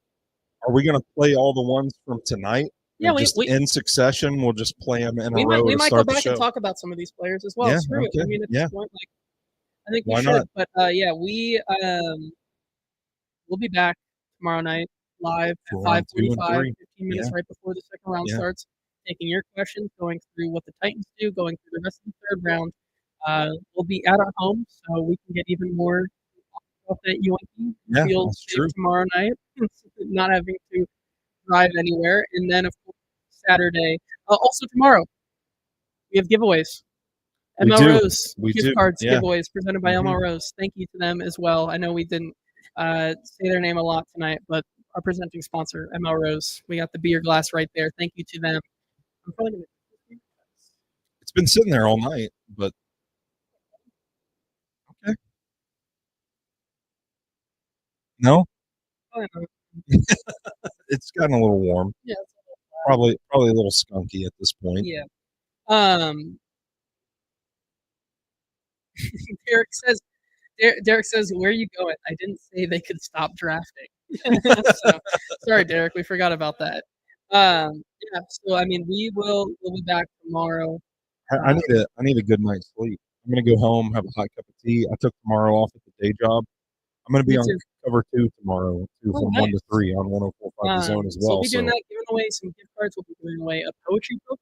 yeah, well, I just said like, hey, if anybody wants one of my poetry books, We'll be giving that away. I'll give For it away sure. to somebody. We are also, going to be doing that, going through all of day 2 and day 3, and then Saturday we will be live over on the Football and Other F Words YouTube channel at the 104.5 The Zone Studios, which I have never been to. I'm excited to go over It's there so fun. and It's see cool. that. And Couches are super comfortable too. and as Jake says, get some H2O and electrolytes prepared for the brain rot to come on day 3. There will be some brain rot on day 3, and then we will cap it off and go crazy Saturday night at the Off the Record podcast that will not be live or filmed or anything, but with all of you that decided to come out and show your support. We'll tell some stories. We'll talk about everything that we heard from this draft cycle. Some of our favorite stories from the entire draft cycle. Maybe when I accidentally called Ian Rappaport gay, and I didn't realize that I called him gay. I don't think I've heard that story. Yeah, it was fun.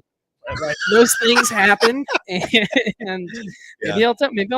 I listen. I don't want to take up too much of the show, because I know like Braden and Paul and Nick can swap stories for days. But you brought up the story of the Ojukwu dagger play. I posted a picture of it on Twitter. There actually is a really fun story to go with that I've reserved as my story if I'm asked to share one. It's gonna be fun, and I am very excited to share all of those with you guys that come on Saturday. Reminder: there are some tickets available for that here at the Track One building. Same thing, all you can eat, all you can drink, dude, with a 5-flight bourbon tasting curated by Sinkers. I just had some of the bourbon that they had left over, and it was delicious. We housed that Shotgun Willie's today. That was just they might need to bring in some more pile of meat on my plate. Good. The beans, it was so good. Yeah, I might go like rummage through the leftovers like juices? a raccoon once this is over. Yeah, just tip the tray up. I hate to be a bearer of bad news, but I don't like this. Is this gone? It's gone. Yeah, yeah. So, my girlfriend but just texted me, how the fuck are you still alive? Oh, it's just night one. This is night one. This is just night one. Yeah. You had the comment that like girlfriend can't get this. Yeah. Night one. So the pick is in for the Eagles. Here we go. Please not Ezraku. I have to fix my mic. How are we getting this again? How are we getting this? I don't know. There it is. Yep. Easy. Jahad Campbell pick. Yep. Slick Rick does it again. Pretty Ricky again. Never fails here. Good pick for him. Really complete player. He was 9 overall on my big board. Obviously, kind of like the conversation we had with Malachi Starks, devalued a bit because of the position that he played. Totally. But this is one of the guys that I feel like you watch his tape. I know there are injury concerns, and that's likely what shoved him down the board here. It is really hard to find holes in Jahad Campbell's game. Really good athlete, really good range as a linebacker. Has some potential as a pass rusher. Really aggressive kind of player. Good speed, good athleticism, good fluidity. To me, looked like the type of guy that, like, if the Titans could somehow get their hands on, he is like exactly what this scheme looks for in a linebacker. Good pick for Philadelphia, and the rich just pick left. Keep getting richer. Yeah, I mean that is absolutely a home run pick here. Yeah, why it's the slowest section of the night. What the hell? I agree. 3 picks in between us and 3 players I would be ecstatic with: Burden, Green, whereas Araku, I'm just telling you right now, I don't think Green is on their board. Green or Burden, from what we've heard. Yeah, at this point, it's Ezeraka. For me, it's Ezeraka or bust. Like, Yeah, who are the top 5 available for you on your big board? top 5 would be Josh Simmons, It could very much go here. Will Johnson, Shador Sanders, Luther Burden III, and Mike Green. If we take those Character two concerns. out, if we take Mike Green and Luther Burden III out, we get to Siobhan Ravel and Azarie Thomas, who I don't know that they would be on a corner this early. And then Donovan Ezeraki is next. And then Nick Emanwari. Nick Emanwari, And Donovan Donovan Ezeraku, Landon Jackson. How bad is the stuff with Green and Burden? I think it's bad for different reasons. But I'm just saying. Oh, I've man. heard some things. I'm looking at my big board and there's just like there's a big fall off. He's a top 10 player and he hasn't gone. Yeah. I mean Like, that in and of itself. You have to have something real, like Jalen Carter. Like Jalen Carter's better than Mike, right? But Yeah. like Will Poland won tonight, and he had more buzz about his character concerns this entire James draft Pierce cycle. had character concerns. James Pierce had more buzz about his character concerns than Mike Green McMillan did. had Ted character McMillan. concerns. Like there are players tonight that went who were maybe not as good of prospects as Mike Green is. And the thing that's kind of wild here is that you think, okay, well, they could just trade back, but it kind of feels like all the players that teams would trade up for are starting to get picked. Like you kind of thought, well, if Jihad Campbell falls, the best linebacker in the class, maybe somebody trades up on day 2 to get him. Malachi Starks, the best safety in the class, if he slips through the cracks, maybe somebody trades up to get him. Maybe some of these other edge rushers, the defensive tackles we've talked about, none of those guys actually slid to the top of the second round. Yeah. Here's the thing. Like, So I think trading down, the prospects look bleak. unless someone wants to trade up at 35 for Will Johnson. Like, if I had to predict the next 32 Shador. If Simmons doesn't go here, 34 to the Texans, Josh Simmons. Yeah. Luther Burden. Ezra Hopkins there at 35. If the Chiefs go at here, if the Chiefs go Ezra Hopkins here, I will try that. I thought you were about to say I will take that helmet. If the I Logan will be says, happy. all right, gents, it was fun. Have a great evening. Have a great evening. Thank you, Logan. Thank you so much for being tuning here in for 3 hours. If Ezeraku is the pick at 35, all is forgiven. All is saved. Are you getting more scoops that you can't share with the class? I know the Oh. It's not Ezeraku. I won't have to tread the beer. Is it a surprise? No. Okay. Someone I just said. Is it Jared Wilson? It's not Jared Wilson. Damn it. Jared Wilson's not going to go in the first round tonight. That was such a good, well-formulated take, too. So here's the thing. I don't want to pick, so we'll wait for him to do it here. Okay. Well, okay. Okay, we'll wait for the pick to come in. But I just thought of something that we haven't really thought of. And then we can talk about what the landscape looks like going into tomorrow night. So Josh Simmons makes all the sense in the world. Steal for the Chiefs. Absolute steal. The best tackle tape in this class. Yeah. If you put the character concerns aside, if you put the medical concerns aside, Josh Simmons is the best. Where does that leave the Titans? There are 2 picks tomorrow before the Titans. The players on the board are Shador Sanders. I think the Browns could really take at 33. Yeah. They could just they're up. Like Shador Sanders does indeed fall out of the first round. Shador Sanders could be the best player on the board, so they may take him there. 34 then becomes a spot where I don't think Donovan Ezeraku is a need for them, And I think they end up going Luther Burden. Unless I think somebody they could look trades at up. the safeties. I think they could look at the M.L.Rose. I think they could go Xavier Watts. I think it's at this point it's Donovan Ezra or bust. This is something I like.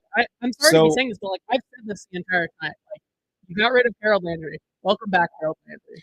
You're taking the second round Boston College.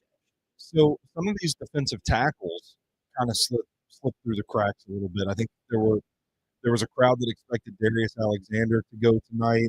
Yep, we know that the Titans have been sniffing around this defensive tackle class. I mean, could a guy like TJ Sanders, Darius Alexander be on the board? Good pick. How do you feel about the pick, Josh Simmons? Yeah, best tackle tape in this class. You get rid of the medical red flags, the character concerns. Best tackle tape in the class. Yeah, and so you look at the players that are on the board. Mike Green, character concern. Luther Burden, character concern. Will Johnson, I hope he takes injured. Burden. I want him to take Burden so and bad. Donovan Ezraku, who I think the pick is Donovan Ezraku. So before we get off tonight, let's say our prediction tomorrow. My pick is Donovan Ezraku at 35. I'm gonna say, just to be different, I'm gonna say Landon Jackson. Hell yeah, I love that. Well, we appreciate you guys being here for 3 hours and 10 minutes, 11 minutes tonight, and we appreciate all of the people who were able to put this wonderful and amazing event on for us tonight. The Snickers Beverages 440 Draft Charity Watch Party. Such a great event supporting the OurKids Charity Foundation. We'll be back tomorrow night, me and Stoney once again, where you guys won't yell at me for having a bad mic, I promise. We'll be back tomorrow night, but until then, this has been our live coverage from round 1 of the draft. Who will the Titans take? Who will they supplement their roster with outside of Cam Ward? Who will the Texans inevitably steal right from under their nose at 34? We'll talk about all of that stuff and more tomorrow night. We will see you then. Have a good night, everybody. Thank you.